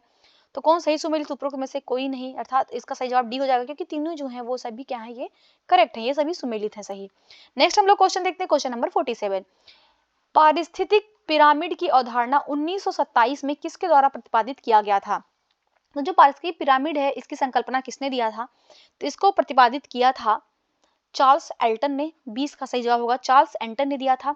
पारिस्थितिक पिरामिड क्या होता है कि किसी भी पारिस्थितिक तंत्र में प्राथमिक जो उत्पादक होते हैं और उपभोक्ता होते हैं उनकी संख्या, जीवभार तथा संचित ऊर्जा में परस्पर जो संबंध होता है, इसी को पारिस्थितिक पिरामिड से दर्शाया जाता है। और इसकी संकल्पना किसने दिया था? तो 1927 में चार्ल्स एल्टन ने दिया था। इंपॉर्टेंट है, ये ध्यान रखिए। नेक्स्ट है क्वेश्चन, क्वेश्चन नंबर 48। निम्नलिखित में से कौन अन्य तीनों की तुलना में सबसे कम सूर्य के प्रकाश को परावर्तित करता है?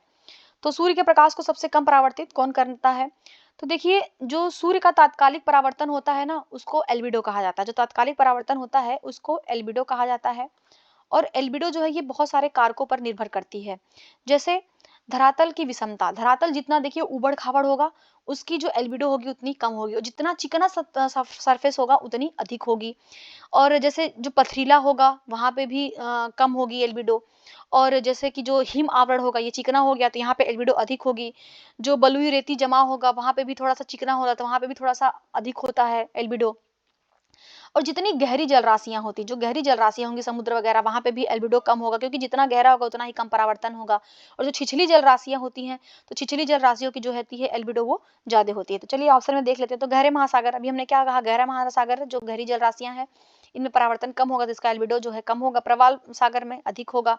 रेतीले मरुस्थल में इसमें भी अधिक होगा, हिमटोपिया में सर्वाधिक होगा। तो क्वेश्चन पूछ रहा सबसे कम कहाँ पे होगा, तो ए सबसे सही इसका जवाब हो जाएगा।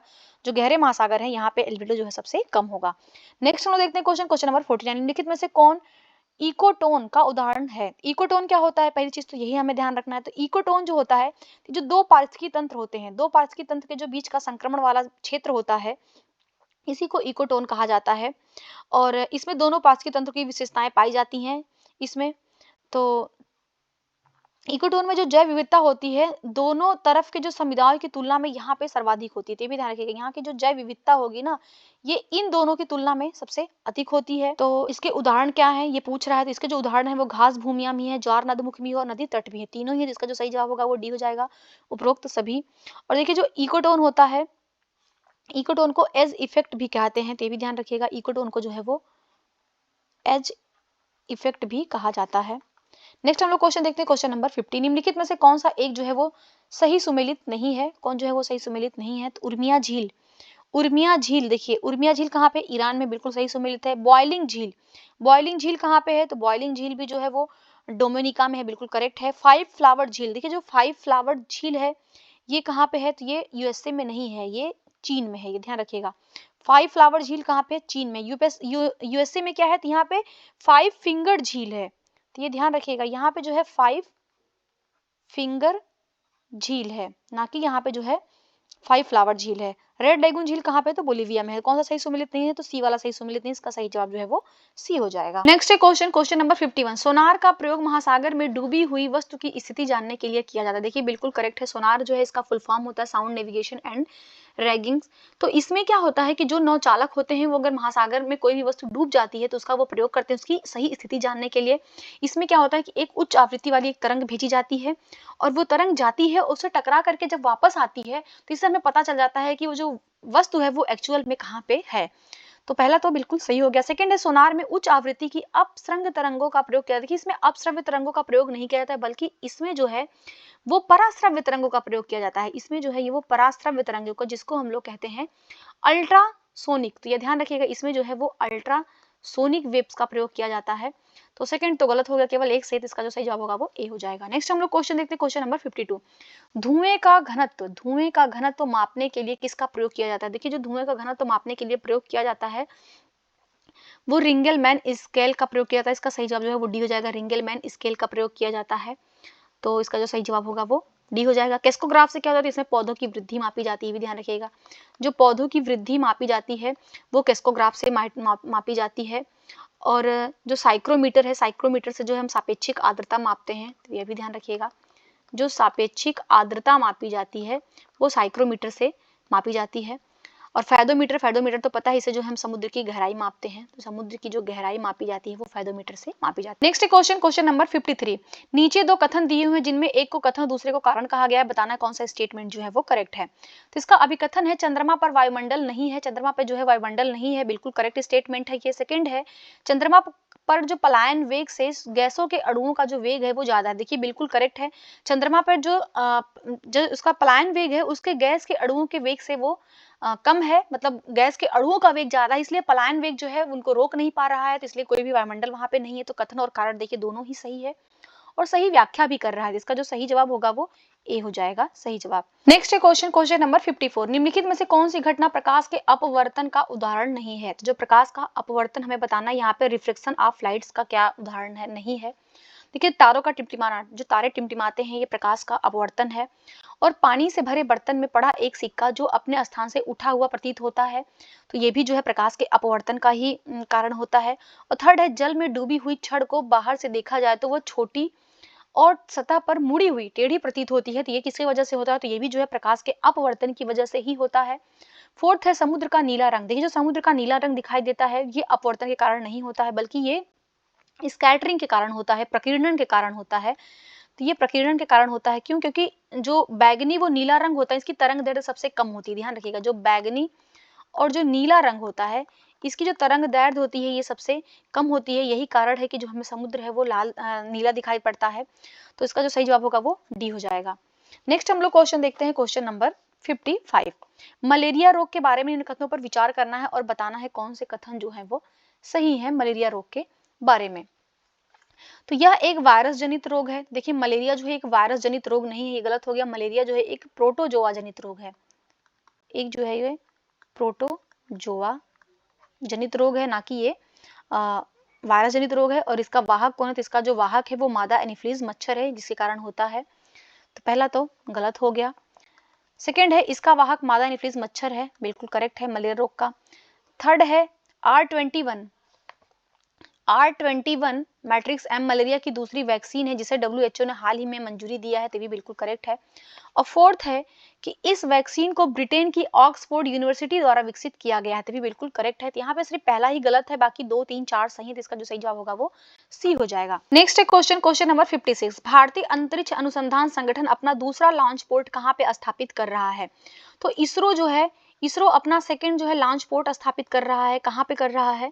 तो ये जो स्थापित कर रहा है वो तमिलनाडु में जो है वो थूथुकुडी जिले के कुलशेखर पट्टिनम में अपना स्थापित कर रहा है। तो इसका जो सही जवाब होगा वो कुलशेखर पट्टिनम, ये कहाँ पे है? तो ये तमिलनाडु के थूथुकुडी जिले में है। तो ये इसका जो सही जवाब होगा वो डी हो जाएगा। और इसको जो है केंद्र सरकार की मजदूरी दे दिया गया है। और यहाँ से जो विशेष रूप से जो निजी क्षेत्र के विकसित छोटे उपग्रह हैं उनको यहाँ से जो है प्रक्षेपित किया जाएगा। Next question number 57। जैव आवर्धन बायो मैग्निफिकेशन से सबसे अधिक किसे विपरीत रूप से प्रभावित होने की संभावना होती है?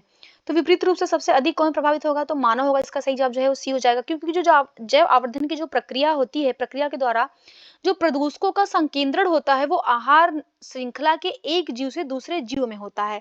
और चूंकि मानव जो है वो एक सर्वाहारी प्राणी है जो सभी पोषण स्तरों में भोजन प्राप्त करता है, इसलिए जो विषैले पदार्थ होते हैं उनके जो संचयन की संभावना सर्वाधिक किसमें होती है? तो वो मानव में होती है। इसलिए इसका सही जवाब जो है वो सी हो जाएगा। नेक्स्ट हम लोग क्वेश्चन देखते हैं, क्वेश्चन नंबर 58। निम्नलिखित में से कौन सा एक कालक्रम के अनुसार सबसे बाद में आया है? तो बताना है यहाँ पे। जैव विविधता अधिनियम, देखिए जैव विविधता अधिनियम कब का है? तो ये अधिनियम जो है ये 2002 का है। वन्य जीव संरक्षण अधिनियम है, ये कब का है? तो ये 1972 का है। और प्रोजेक्ट हाथी कब का है? तो प्रोजेक्ट हाथी जो है ये है 1992 का है। और प्रोजेक्ट टाइगर जो है ये 1973 का है। तो सबसे बाद में क्या है? तो सबसे बाद में जो है ये जैव विविधता अधिनियम आया। इसका सही जवाब जो है वो ए हो जाएगा। नेक्स्ट हम लोग क्वेश्चन देखते हैं, क्वेश्चन नंबर 59। पर्यावरण से संबंधित निम्न सम्मेलनों में गरीबी मिटाने हेतु विश्व एकजुटता कोष की स्थापना किस सम्मेलन में किया गया था? तो देखिए जो गरीबी मिटाने के लिए विश्व एकजुटता कोष की स्थापना किया गया था वो किया गया था जोहान्सबर्ग सम्मेलन 2002 में। इसका सही जवाब जो है वो बी हो जाएगा। जोहान्सबर्ग सम्मेलन 2002 में जो हुआ था, यहीं पर जो है जो प्रमुख मुद्दे थे वो जल व स्वच्छता, स्वास्थ्य था, कृषि था, जैव विविधता था। गरीबी मिटाने के लिए विश्व एकजुटता कोष की स्थापना करना इसका जो है उद्देश्य था। और जो स्टॉकहोम सम्मेलन 2004 का था, इसमें जो है 12 खतरनाक जो जैव कीटनाशक एवं औद्योगिक प्रदूषक थे उनको रोकने की बात किया गया था। और जो मॉन्ट्रियल सम्मेलन था 2005 का, इसमें जो है पर्यावरण कोष बनाने की और विकसित तकनीक हस्तांतरण का निर्णय लिया गया था मॉन्ट्रियल प्रोटोकॉल में। Next question number 60। यदि कर्क रेखा को आधार माना जाए तो ये भारतीय जलवायु को किन दो प्रमुख कटिबंधों में विभाजित करती है? देखिए जो कर्क रेखा है ये 23.5 डिग्री नॉर्थ अक्षांश की ये रेखा है। और ये जो हमारा भारत है ये भारत को जो है लगभग 2 बराबर भागों में ये रेखा बांटती है।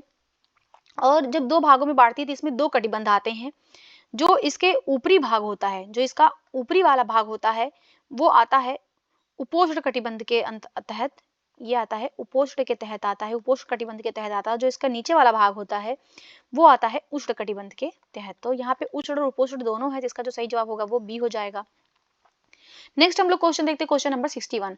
हाल ही में भारत के तमिलनाडु के रानीपेट जिले के वालाजाह में तिलापिया पार्वो वायरस की घटना सामने आई है। इस वायरस से प्रभावित होने वाला भारत किस क्रम का देश बन गया है? देखिए जो तिलापिया पार्वो वायरस है, इससे प्रभावित होने वाला भारत जो है वो तीसरा देश बन गया। इसका सही जवाब जो है वो ए हो जाएगा। इससे पहले चीन और जो थाईलैंड है, इन 2 जगहों पे जो है इस वायरस के मामले मिले हुए हैं। और ये जो वायरस है ये मुख्य रूप से जो मीठे पानी की मछली है तिलापिया, ये मीठे पानी की मछली, ये भी ध्यान रखिएगा। जो मीठे पानी की मछली है उस मछली का नाम है तिलापिया।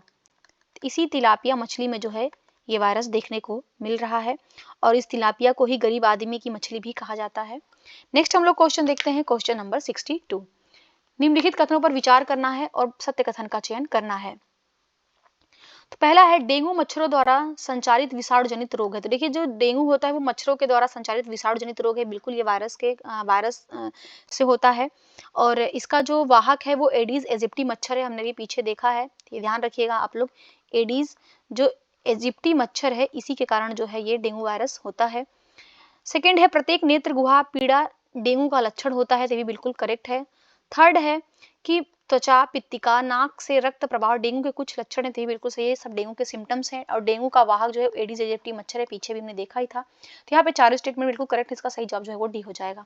नेक्स्ट हम देखते हैं क्वेश्चन नंबर 63। निम्न में से कौन सा जो है वो सही सुमेलित नहीं है? तो पक्षियों का अध्ययन क्या कहलाता है? तो ऑर्निथोलॉजी कहलाता है, बिल्कुल करेक्ट है। वंशगति का अध्ययन जीनेटिक्स कहलाता है, बिल्कुल करेक्ट है। परजीवी जीव होते हैं इनका जो अध्ययन कहलाता है वो कहलाता है एंटोमोलॉजी, बिल्कुल नहीं। एंटोमोलॉजी किसका अध्ययन कहलाता है? तो ये ध्यान रखिएगा, ये जो कीट पतंग होते हैं उनका अध्ययन एंटोमोलॉजी कहलाता है। और फोर्थ है कि जीवाश्म, तो जीवाश्म का जो अध्ययन है वो पेलियोबायोलॉजी कहलाता है, ये भी बिल्कुल करेक्ट है।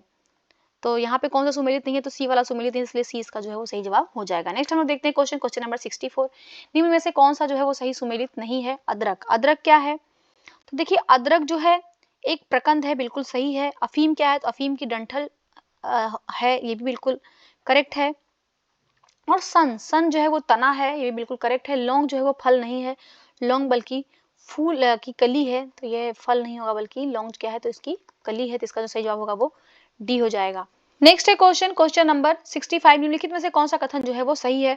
तो गुणसूत्र की वंशानुगत का सिद्धांत वाल्टर सूटन तथा बावेरी ने दिया था, तो बिल्कुल करेक्ट है। गुणसूत्र की जो वंशानुगति का सिद्धांत है वो वाल्टर सूटन और बावेरी ने दिया था। डीएनए की जो द्विकिंडुलित संरचना है इसका जो सिद्धांत दिया था वो वाटसन एवं क्रीक ने दिया था, ये भी बिल्कुल करेक्ट है। और थर्ड है प्रयोगशाला में डीएनए का संश्लेषण का जो सिद्धांत दिया था वो फ्रेडरिक फैशन ने दिया था। देखिए जो डीएनए संश्लेषण का सिद्धांत दिया था वो फ्रेडरिक फैशन ने नहीं दिया था, वो डॉक्टर हरगोविंद खुराना ने दिया था। तो ये ध्यान रखिएगा, डॉक्टर हरगोविंद खुराना ने दिया था।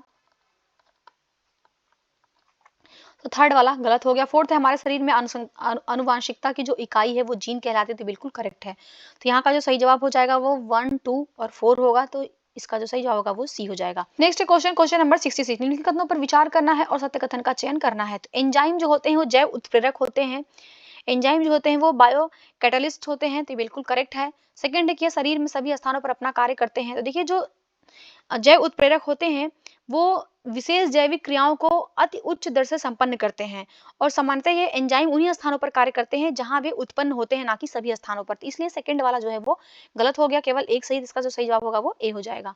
नेक्स्ट हम लोग क्वेश्चन देखते हैं, क्वेश्चन नंबर 67। लघुत्तम वर्धन काल का जीवोम है, लघुत्तम वर्धन काल का जीवोम कौन सा है? देखिए यहाँ पे जो सबसे कम वर्धन काल का जीवोम है वो है टुंड्रा बायोम, इसका सही जवाब जो है वो ए हो जाएगा।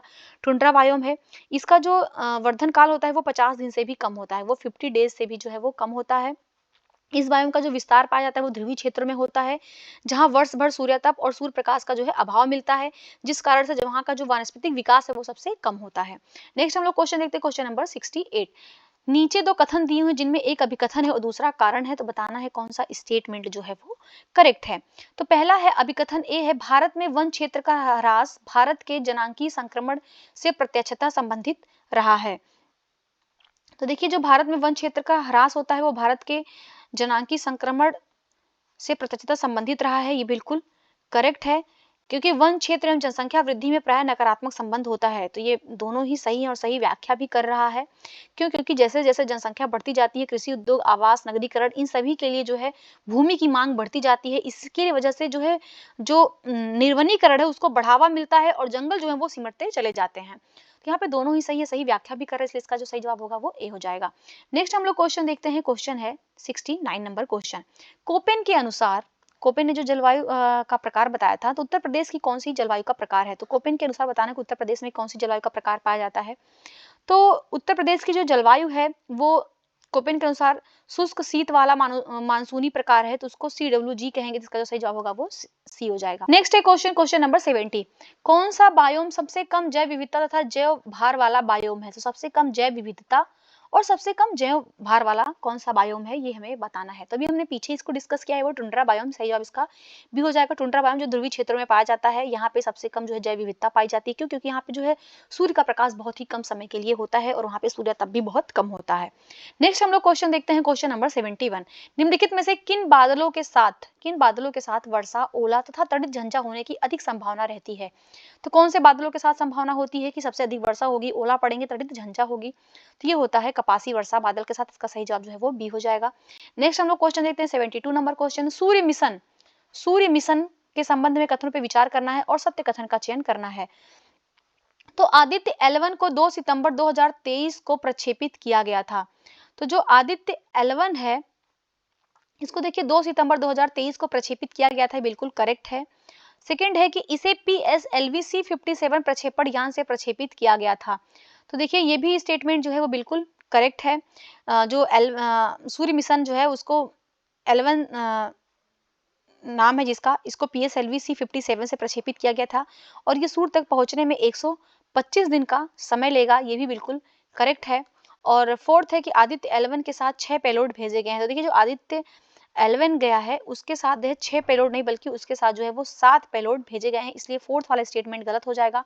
1 2 3 सही, तो इसका जो सही जवाब होगा वो ए हो जाएगा। नेक्स्ट हम लोग क्वेश्चन देखते हैं, क्वेश्चन नंबर 73। निम्नलिखित कथनों पर विचार करना है और सत्य कथन का चयन करना है। पहला है आरोग्य मैत्री एक एयरलिफ्ट किया जा सकने वाला पोर्टेबल अस्पताल है। तो देखिए बिल्कुल करेक्ट है। जो आरोग्य मैत्री है ये एक एयरलिफ्ट किया जाने वाला एक पोर्टेबल हॉस्पिटल है और इसकी स्थापना जर्मनी में की गई। देखिए इसकी जो स्थापना किया गया है ये जर्मनी में नहीं हुआ है, बल्कि इसकी स्थापना जो है वो भारत के गुरुग्राम हरियाणा में किया गया है। हरियाणा के गुरुग्राम में किया गया है इसकी स्थापना आरोग्य मैत्री का, और ये एक एयरलिफ्ट किया जा सकने वाला जो है पोर्टेबल हॉस्पिटल है। तो सेकंड वाला तो जो है ये यहाँ पे गलत हो गया, केवल एक सही, इसका जो सही जवाब होगा वो ए हो जाएगा। आरोग्य मैत्री में होता क्या है कि जो हॉस्पिटल है ये 8 मिनट में ही सक्रिय हो जाएगा और कहीं भी इसको हम लोग ले जा सकते हैं। नेक्स्ट हम लोग क्वेश्चन देखते हैं, क्वेश्चन नंबर 74। 25 सितंबर 2023 को नई दिल्ली में इंडिया गेट से देश की पहली हाइड्रोजन ईंधन बस को हरी झंडी दिखाई गई है। निम्न में से किसने हरी झंडी दिखाया था? तो अभी नई दिल्ली से जो इंडिया गेट से पहली हाइड्रोजन ईंधन वाली बस को हरी झंडी दिखाया गया है और ये दिखाने का काम किसने किया है? तो इसको दिखाया है हरदीप सिंह पुरी ने। इसका सही जवाब भी हो जाएगा। हरदीप सिंह पुरी जो है ये पेट्रोलियम एवं प्राकृतिक गैस मंत्री हैं और इन्होंने जो है 25 सितंबर को पहली हाइड्रोजन ईंधन बस लॉन्च किया है। नेक्स्ट हम लोग क्वेश्चन देखते हैं, क्वेश्चन नंबर 75। कोले आर्द्र भूमि के बारे में कथनों पे विचार करना है, बताना है कौन से कथन जो है वो सही है। तो कोले आर्द्र भूमि कहाँ पे है? तो केरल राज्य में स्थित है, बिल्कुल करेक्ट है। और वर्तमान समय में यह एक विदेशी आक्रमण प्रजाति कौबोम्बा फुरकुटा से खतरे का सामना कर रहा है। देखिए यहाँ पे दोनों ही स्टेटमेंट बिल्कुल करेक्ट है, इसका सही जवाब जो है वो सी हो जाएगा। नेक्स्ट है क्वेश्चन नंबर 76। निम्नलिखित कथनों पर विचार करना है और सत्य कथन का चयन करना है। देखिए जो डकार घोषणा है 2023 जलवायु परिवर्तन से संबंधित है, तो बिल्कुल करेक्ट है, क्योंकि जो डकार घोषणा की बात किया गया है ये COP28 में बात किया गया है। COP28 कहाँ पे हुआ है? ये यूएई के दुबई में आयोजित किया गया है और यहाँ पे डकार घोषणा जो है वो प्रस्तुत किया गया है। इसमें जो है 46 विकसित देशों द्वारा जारी किया गया है, इसको बिल्कुल गलत है। क्यों? क्योंकि इसमें जो 46 विकसित नहीं, इसमें 46 जो है वो सबसे कम विकसित, जो सबसे अल्प विकसित देश हैं उनके द्वारा ये जारी किया गया है और इसमें जो है उन्हीं की प्राथमिकता और उनकी अपेक्षाओं को रेखांकित किया गया है। तो सेकंड वाला गलत होगा, केवल एक सही, इसका जो सही जवाब होगा वो ए हो जाएगा। नेक्स्ट हम लोग देखते हैं क्वेश्चन नंबर 77। हॉप स्पॉट के अंतर्गत कौन से क्षेत्र शामिल होते हैं? देखिए हॉट नहीं है, ये होप स्पॉट है, ये ध्यान रखिएगा। होप स्पॉट के अंतर्गत कौन से क्षेत्र शामिल किया गया है? देखिए जो होप स्पॉट है इसकी अवधारणा का प्रतिपादन कब किया गया था? इसकी अवधारणा दिया गया था 2009 में, डॉक्टर साल्विया अल ने दिया था। जो डॉक्टर साल्विया अल के द्वारा जो है इसको प्रतिपादित किया गया था, IUCN के साथ संयुक्त रूप से इन्होंने प्रतिपादित किया था मिलकर के। हॉप स्पॉट जो है वो सागर का वह क्षेत्र होता है जहां समुद्री वनस्पति और जीवों को विशेष सुरक्षा की आवश्यकता होती है। तो जो भारत में कौन कौन है? तो भारत में देखिए अंडमान और निकोबार द्वीप समूह है और लक्षद्वीप है। तो यहाँ पे हम देखते हैं लक्षद्वीप है, अंडमान और निकोबार द्वीप समूह है। तो इसका जो सही जवाब हो जाएगा वो हो जाएगा सी, इसका सही जवाब। तो ध्यान रखिएगा हॉप स्पॉट में क्या होता है? तो ये वह क्षेत्र होता है, सागर का वह क्षेत्र होता है जहां समुद्री जो वनस्पति होती है और उनके जो जीव होते हैं उनको विशेष सुरक्षा की आवश्यकता होती है। नेक्स्ट हम लोग क्वेश्चन देखते हैं, क्वेश्चन नंबर 78। दूध या दुग्ध उत्पादकों में वसा की मात्रा किस यंत्र के द्वारा मापी जाती है? तो देखिए दूध या दुग्ध उत्पादक जो है उसमें जो वसा की मात्रा मापी जाती है, उनका जो फैट मापा जाता है वो ब्यूटीरोमीटर के द्वारा नापा जाता है। इसका सही जवाब जो है वो बी हो जाएगा, ब्यूटीरोमीटर के द्वारा मापा जाता है। लैक्टोमीटर में क्या होता है, तो इसमें जो लैक्टोमीटर की सहायता से इनका जो है दूध का जो है अपेक्षिक घनत्व मापा जाता है। नेक्स्ट हम लोग क्वेश्चन देखते हैं, क्वेश्चन नंबर 79। ढलानों पर मिट्टी के कटाव का परिणाम निम्नलिखित में से किस तरीके से होता है? तो बताना है जो मिट्टी का कटाव होता है तरीके से अपरदन का बताना है कि किस प्रकार का अपरदन पहले होगा फिर बाद में होगा। तो देखिए यहाँ पे जो है सबसे पहले तो नालिका पर्दन होगा, फिर अनालिका पर्दन होगा, उसके बाद से घाटी होगा। तो इसका जो सही जवाब होगा वो डी हो जाएगा। नेक्स्ट हम लोग क्वेश्चन देखते हैं, क्वेश्चन नंबर 80। उष्ण कटिबंधीय सदाबहार वनों की विशेषताओं में क्या सम्मिलित नहीं है? तो उष्ण कटिबंधीय सदाबहार वन के बारे में बताना है। तो उष्ण कटिबंधीय जो सदाबहार वन होते हैं इनकी विशेषताओं के अंतर्गत जो है वृक्ष या वृक्षों की बहुरूपता ये सभी इसमें आती है। चूंकि इन वनों में लकड़ियां अत्यधिक कठोर और ये वन अत्यधिक दलदली भूमि में सघन रूप से पाए जाते हैं, इसलिए इनका जो कोई है व्यावसायिक महत्व नहीं होता है, निम्न होता है। तो इनकी विशेषताएं हम देखते हैं उष्णकटिबंधीय वनों की, तो ये घने वन होते हैं, बिल्कुल सही है ये। वृक्षों की बहुरूपता होती है, बिल्कुल करेक्ट है। कठोर लकड़ी, देखिए कठोर लकड़ी होती है इनकी, ये बिल्कुल करेक्ट है। और अत्यधिक व्यावसायिक महत्व, देखिए इनका अत्यधिक व्यावसायिक महत्व नहीं होता बल्कि इनका जो है वो निम्न व्यावसायिक महत्व होता है, इसलिए इसका सही जवाब जो है डी हो जाएगा। डी वाला जो है सही सम्मिलित नहीं है। Next question, question number 81। Cartagena जैव सुरक्षा प्रोटोकॉल का मुख्य उद्देश्य है? देखिए जो कार्टाजेना प्रोटोकॉल है इसका जो मुख्य उद्देश्य है ये आधुनिक जैव तकनीकी के संभावित खतरों से जैव विविधता की रक्षा करना है। तो जो भी आज के आधुनिक जो जैव तकनीक है उसको उसके विकास से उन खतरों को कम करना है जहाँ पे जैव विविधता के लिए खतरा है, मतलब जैव विविधता को संरक्षित करना है। तो इसका जो सही जवाब होगा वो हो जाएगा 20 का सही जवाब, आधुनिक जैव तकनीक के संभावित खतरों से जैव विविधता की रक्षा करना है। नेक्स्ट हम लोग क्वेश्चन देखते हैं, क्वेश्चन नंबर 82। भारत में मृदा अपक्षय समस्या निम्नलिखित में से किससे संबंधित है? तो भारत में जो मृदा अपक्षय की समस्या है वो किससे संबंधित है? तो देखिए वो संबंधित है वनोन्मूलन से। क्यों? क्योंकि देखिए वेदिका कृषि तो ये अपक्षय मृदा का जो अपरदन होता है उसको रोकने की तकनीकी है, और जो उष्णकटिबंधीय जलवायु होते हैं इससे भी संबंध नहीं है। तो वनोन्मूलन में ही जो मृदा अपक्षय जो मृदा अपरदन होता है सर्वाधिक होता है, इसलिए इसका सही जवाब जो होगा वो 20 का सही जवाब हो जाएगा। Next question, question number 83। निम्नलिखित कथनों पर विचार करना है और सत्य कथन का चयन करना। पहला है गुरुत्वीय त्वरण में परिवर्तन से वस्तु का द्रव्यमान बदल जाता है। देखिए जो गुरुत्वीय त्वरण है उसमें अगर परिवर्तन होगा तो ये वस्तु के भार में परिवर्तन होगा, ये ध्यान रखिएगा। वस्तु के भार में परिवर्तन होता है, ना कि उसके द्रव्यमान और गुरुत्वीय त्वरण में। तो ये ध्यान रखिएगा गुरुत्वीय त्वरण और द्रव्यमान में कोई परिवर्तन नहीं होगा, सिर्फ भार में परिवर्तन होगा। इसलिए पहला स्टेटमेंट तो गलत हो गया। सेकंड है गुरुत्वीय त्वरण में परिवर्तन से वस्तु के भार में कोई परिवर्तन नहीं होता, बिल्कुल गलत है। अभी हमने क्या कहा कि गुरुत्वीय त्वरण से वस्तु के भार में ही परिवर्तन होता है, ना कि उसके द्रव्यमान में कोई परिवर्तन होता है और ना ही उसके जो है गुरुत्वीय त्वरण में कोई परिवर्तन होता है। तो यहाँ पे जो है पहला भी गलत है, सेकंड भी गलत है, इसका जो सही जवाब होगा वो डी हो जाएगा। ना ही एक सही है ना ही दो। नेक्स्ट हम लोग क्वेश्चन देखते हैं, क्वेश्चन नंबर 84। नीचे दो कथन दिए हुए जिनमें एक को अभिकथन दूसरे को कारण कहा गया है। तो इसका जो अभिकथन है कि खतरे का सिग्नल लाल रंग का बनाया जाता है, तो देखिए तो बिल्कुल करेक्ट है। लाल रंग का प्रकीर्णन सबसे अधिक होता है। तो देखिए जो खतरे का सिग्नल होता है वो लाल रंग का बनाया जाता है, क्योंकि जो लाल रंग का प्रकीर्णन होता है वो सबसे अधिक नहीं बल्कि वो सबसे कम होता है। सबसे कम होने की वजह से ही वो दूर से ही स्पष्ट रूप से दिखाई देता है, इसी की वजह से जो है खतरे का सिग्नल लाल रंग का बनाया जाता है। तो यहाँ पे केवल अभिकथन सही है, कारण गलत है। तो इसका जो सही जवाब होगा वो सी हो जाएगा। नेक्स्ट है क्वेश्चन, क्वेश्चन नंबर 85। दूरदृष्टि दोष वाले व्यक्ति के संबंध में कौन से कथन जो है वो सही है? दूरदृष्टि दोष वाले व्यक्ति के संबंध में तो देखिए जो दूरदृष्टि दोष का जो व्यक्ति होता है ना उसको दूर की वस्तुएं तो स्पष्ट रूप से दिखाई देती हैं, परंतु उसको पास की वस्तुएं स्पष्ट रूप से दिखाई नहीं देती हैं। और यही दोष जो है आंखों की पुतली के अधिक छोटी होने के कारण होता है, क्योंकि कार्निया के अधिक समतल होने के कारण ये उत्पन्न होता है। और इसमें कौन से लेंस का प्रयोग करते हैं तो ये भी ध्यान रखिएगा, इसमें जो है उत्तल लेंस का प्रयोग किया जाता है। तो और इसमें जो प्रतिबिंब बनता है वो रेटिना के आगे न बन करके उसके पीछे बन जाता है। चलिए स्टेटमेंट देख लेते हैं। पहला है कि व्यक्ति दूर की वस्तुओं को स्पष्ट रूप से देख सकता है, बिल्कुल करेक्ट है। दूरदृष्टि दोष में हमने भी क्या देखा कि जो व्यक्ति होता है उसको दूर की वस्तुएं स्पष्ट रूप से दिखाई देती हैं, पास की वस्तुएं दिखाई नहीं देती हैं। सेकंड है लेंस का नाभ्यांतर, जो लेंस का फोकल लेंथ है वो अधिक होता है। तो बिल्कुल करेक्ट है, उसका जो है फोकल लेंथ वो बढ़ जाता है, इस वजह से जो है वो पास की चीजें नहीं देख पाता है, और जो उसका प्रतिबिंब होता है वो रेटिना के आगे न बनकर के रेटिना के पीछे बनने लगता है। थर्ड है कि निकट के पिंडों का प्रतिबिंब रेटिना के आगे बनता है। देखिए गलत है, हमने क्या कहा कि प्रतिबिंब जो है रेटिना के आगे नहीं बल्कि वो रेटिना के पीछे बनता है। थर्ड तो गलत हो गया। फोर्थ है इस दोष को ठीक करने के लिए उत्तल लेंस का प्रयोग किया जाता है। बिल्कुल करेक्ट है, इस लेंस जो रोग होता है दूरदृष्टि से जो पीड़ित व्यक्ति होते हैं उसको दूर करने के लिए जो है उत्तल लेंस का प्रयोग किया जाता है।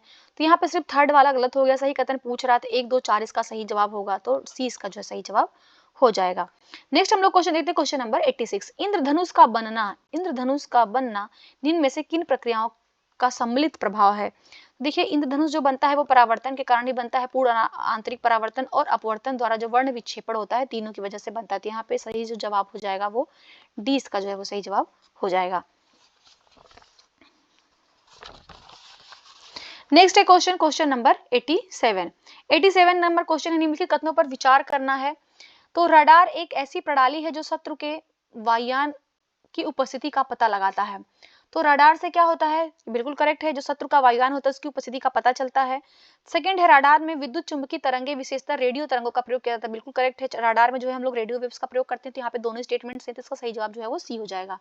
नेक्स्ट देखते हैं 88 नंबर क्वेश्चन, निम्नलिखित कथनों पर विचार करना है और सत्य कथन का चयन करना है। तो ब्लैक कार्बन एक छोटा कण या एरोसोल होता है। तो जो ब्लैक कार्बन होता है वो एक ठोस कण का एक एरोसोल होता है, तो बिल्कुल जो है वो करेक्ट है। सेकंड है ब्लैक कार्बन कार्बन डाइऑक्साइड की अपेक्षा कम हरित गृह प्रभाव उत्पन्न करता है। देखिए जो ब्लैक कार्बन का जो एरोसोल होता है, जैसे इसका उदाहरण हो गया, ये क्या करता है ना, वातावरण को गर्म करने में अधिक योगदान देता है। इससे वातावरण जो है ज्यादा गर्म होता है और इसे आमतौर पर एक कालिख के रूप में जाना जाता है। यह वायु प्रदूषण का ही एक रूप है, जो अधूरे दहन जो करते हैं, जो चीजें सही से नहीं जल पाती उसी से ये उत्पन्न होता है, और कार्बन डाइऑक्साइड की अपेक्षा कई गुना अधिक शक्तिशाली हरित गृह प्रभाव उत्पन्न करता है। इसलिए सेकंड वाला तो गलत हो गया, केवल एक सही, इसका सही जवाब जो है वो ए हो जाएगा। नेक्स्ट है क्वेश्चन नंबर 89, कोयला द्रवीकरण के संबंध में सत्य कथन का चयन करना है। देखिए जो कोयला द्रवीकरण है ये कोल टू लिक्विड तकनीक इसको हम लोग कहते हैं, और ये जो होती है डीजल और गैसोलीन का उत्पादन करने की एक वैकल्पिक पद्धति है, जो कच्चे तेल की जो बढ़ी हुई कीमत होती है उसको देखते हुए भी ये काफी सस्ती है। तो पहला कह रहा है कि कोयले को द्रव में परिवर्तित करने के लिए है, बिल्कुल गलत है। ये विभिन्न द्रवों के द्वारा कोयला बनाने की एक पद्धति है, नहीं ये भी गलत है। यह डीजल और गैसोलीन का उत्पादन करने की वैकल्पिक पद्धति है, बिल्कुल करेक्ट है, इसका जो सही जवाब होगा वो सी हो जाएगा। नेक्स्ट हम लोग क्वेश्चन देखते हैं, क्वेश्चन नंबर 90। सूची 1 को सूची 2 से सुमेलित करना है, सही उत्तर का जो है वो चयन करना है। तो यहाँ पे देखते हैं एसीटोन जो है वो नाखून पॉलिश अपसारक है, तो इसको 3 से मैच करेंगे। कार्बन टेट्राक्लोराइड जो है वो अग्निशामक है, और हाइड्रोजन पेरोक्साइड जो है वो घाव की मरहम पट्टी करने के काम में आता है, और द्रव अमोनिया जो होता है वो प्रशीतक में प्रयोग किया जाता है। तो इसका जो सही जवाब होगा वो 3 1 2 4, तो 20 का जो सही जवाब हो जाएगा। नेक्स्ट हम लोग क्वेश्चन देखते हैं, क्वेश्चन नंबर 91 नंबर क्वेश्चन, किसी भी पारिस्थितिकी तंत्र में केवल एक प्रजाति के पारिस्थितिक संबंधों के अध्ययन को कहते हैं। तो किसी एक पारिस्थितिकी तंत्र में केवल एक प्रजाति के पारिस्थितिकी का अध्ययन क्या कहलाता है? तो ये कहलाता है स्वपारिस्थितिकी। सही जवाब इसका जो है वो डी हो जाएगा, स्वपारिस्थितिकी कहलाता है। नेक्स्ट हम लोग क्वेश्चन देखते हैं, क्वेश्चन नंबर 92। पारिस्थितिकी निकेत के संबंध में कौन सा कथन जो है वो असत्य है? तो निकेत एक सूक्ष्म निवास होता है, बिल्कुल करेक्ट है, जिसमें जो है पौधे हो गए, जीव जंतु हो गए, एक प्रकार की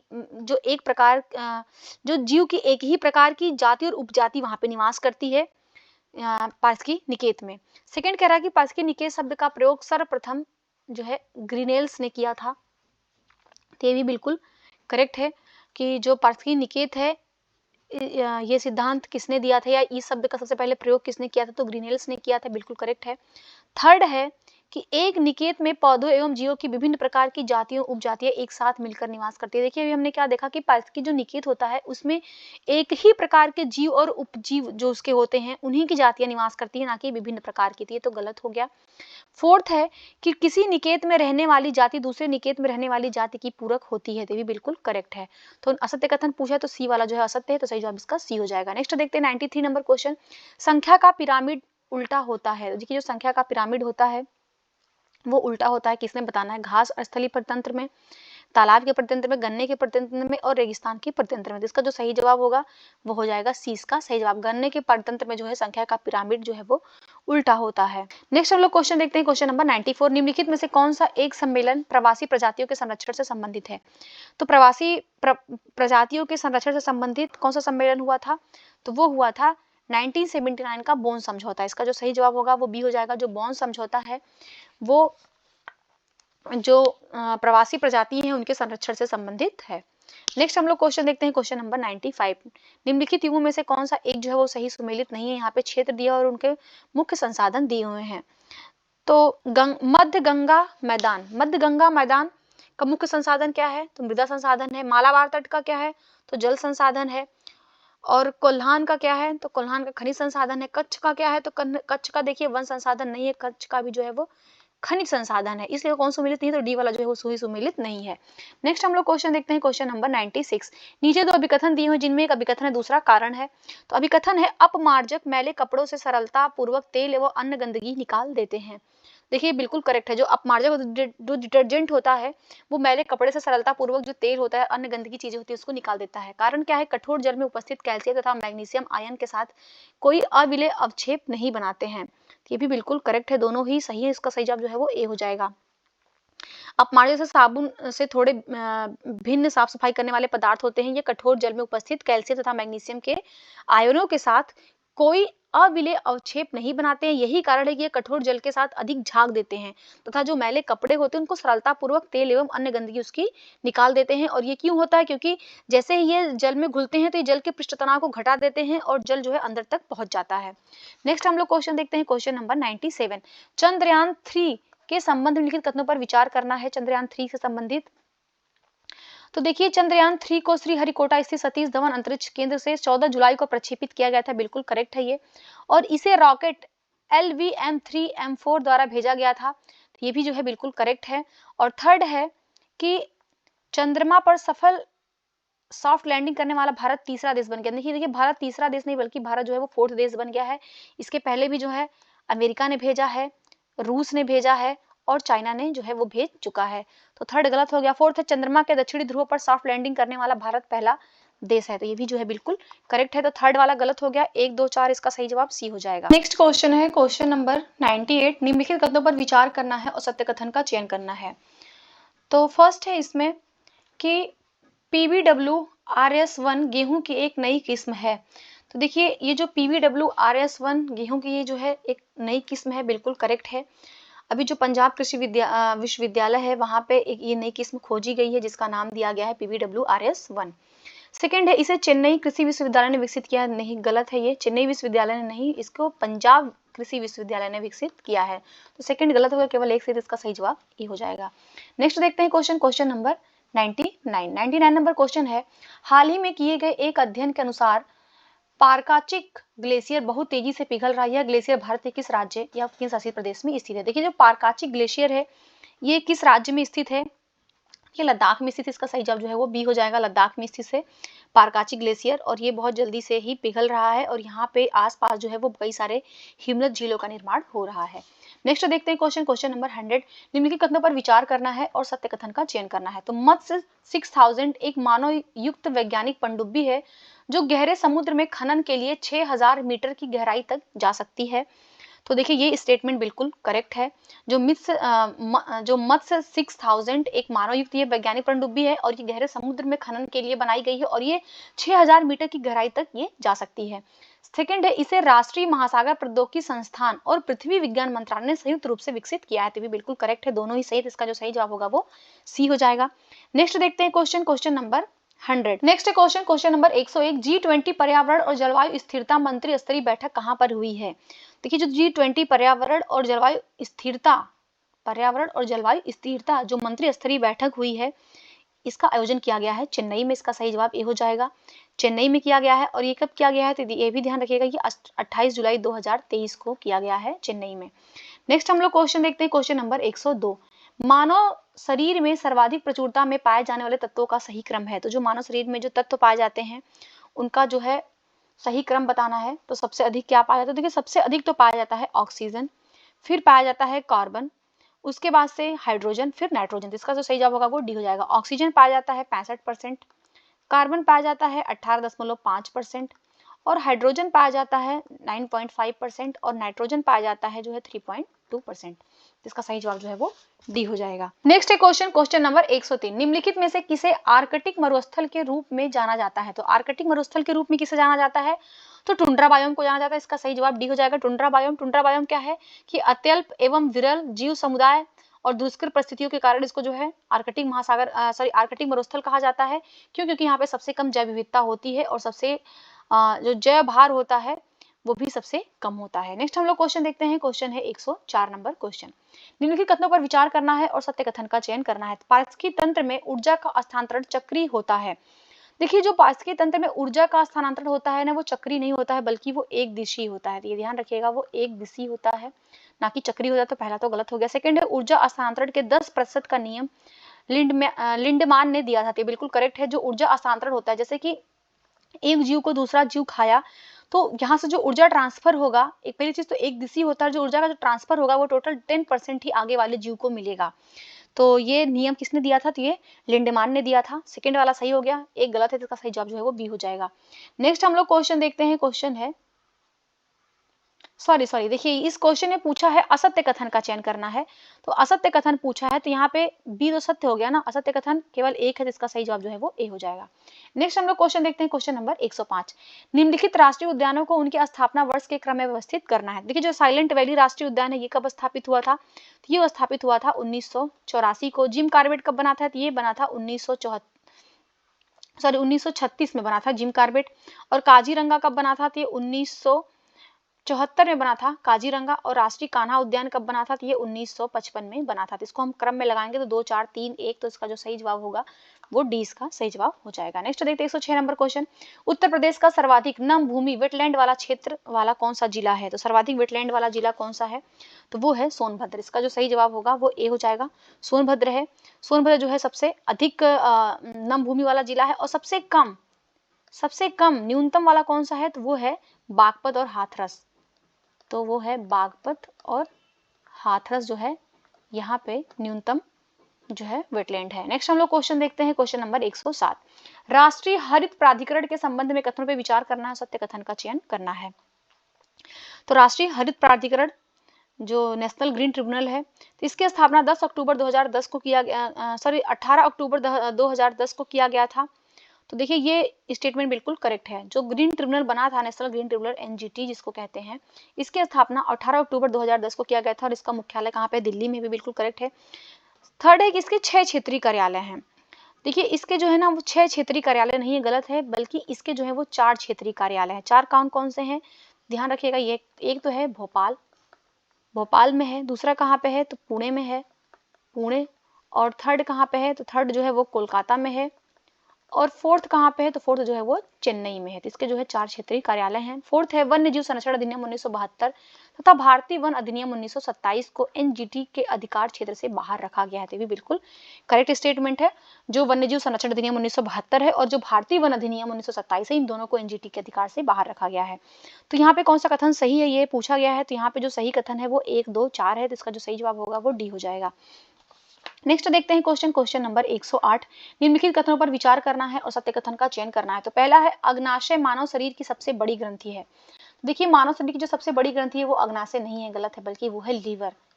इसको यकृत कहा जाता है। ये मानव शरीर की सबसे बड़ी ग्रंथि है। अग्नाशय जो है वो सेकंड लार्जेस्ट ग्लैंड है। सेकंड है कि यह एक मिश्रित ग्रंथि है जिसमें एक साथ अंतरस्रावी बहिस्रावी दोनों प्रकार के भाग पाए जाते हैं। तो बिल्कुल सही है, जो अग्नाशय है एक मिश्रित प्रकार की ग्रंथि है ये। तो यहाँ पे पहला गलत हो गया, केवल 2 सही, तो इसका सही जवाब जो है वो बी हो जाएगा।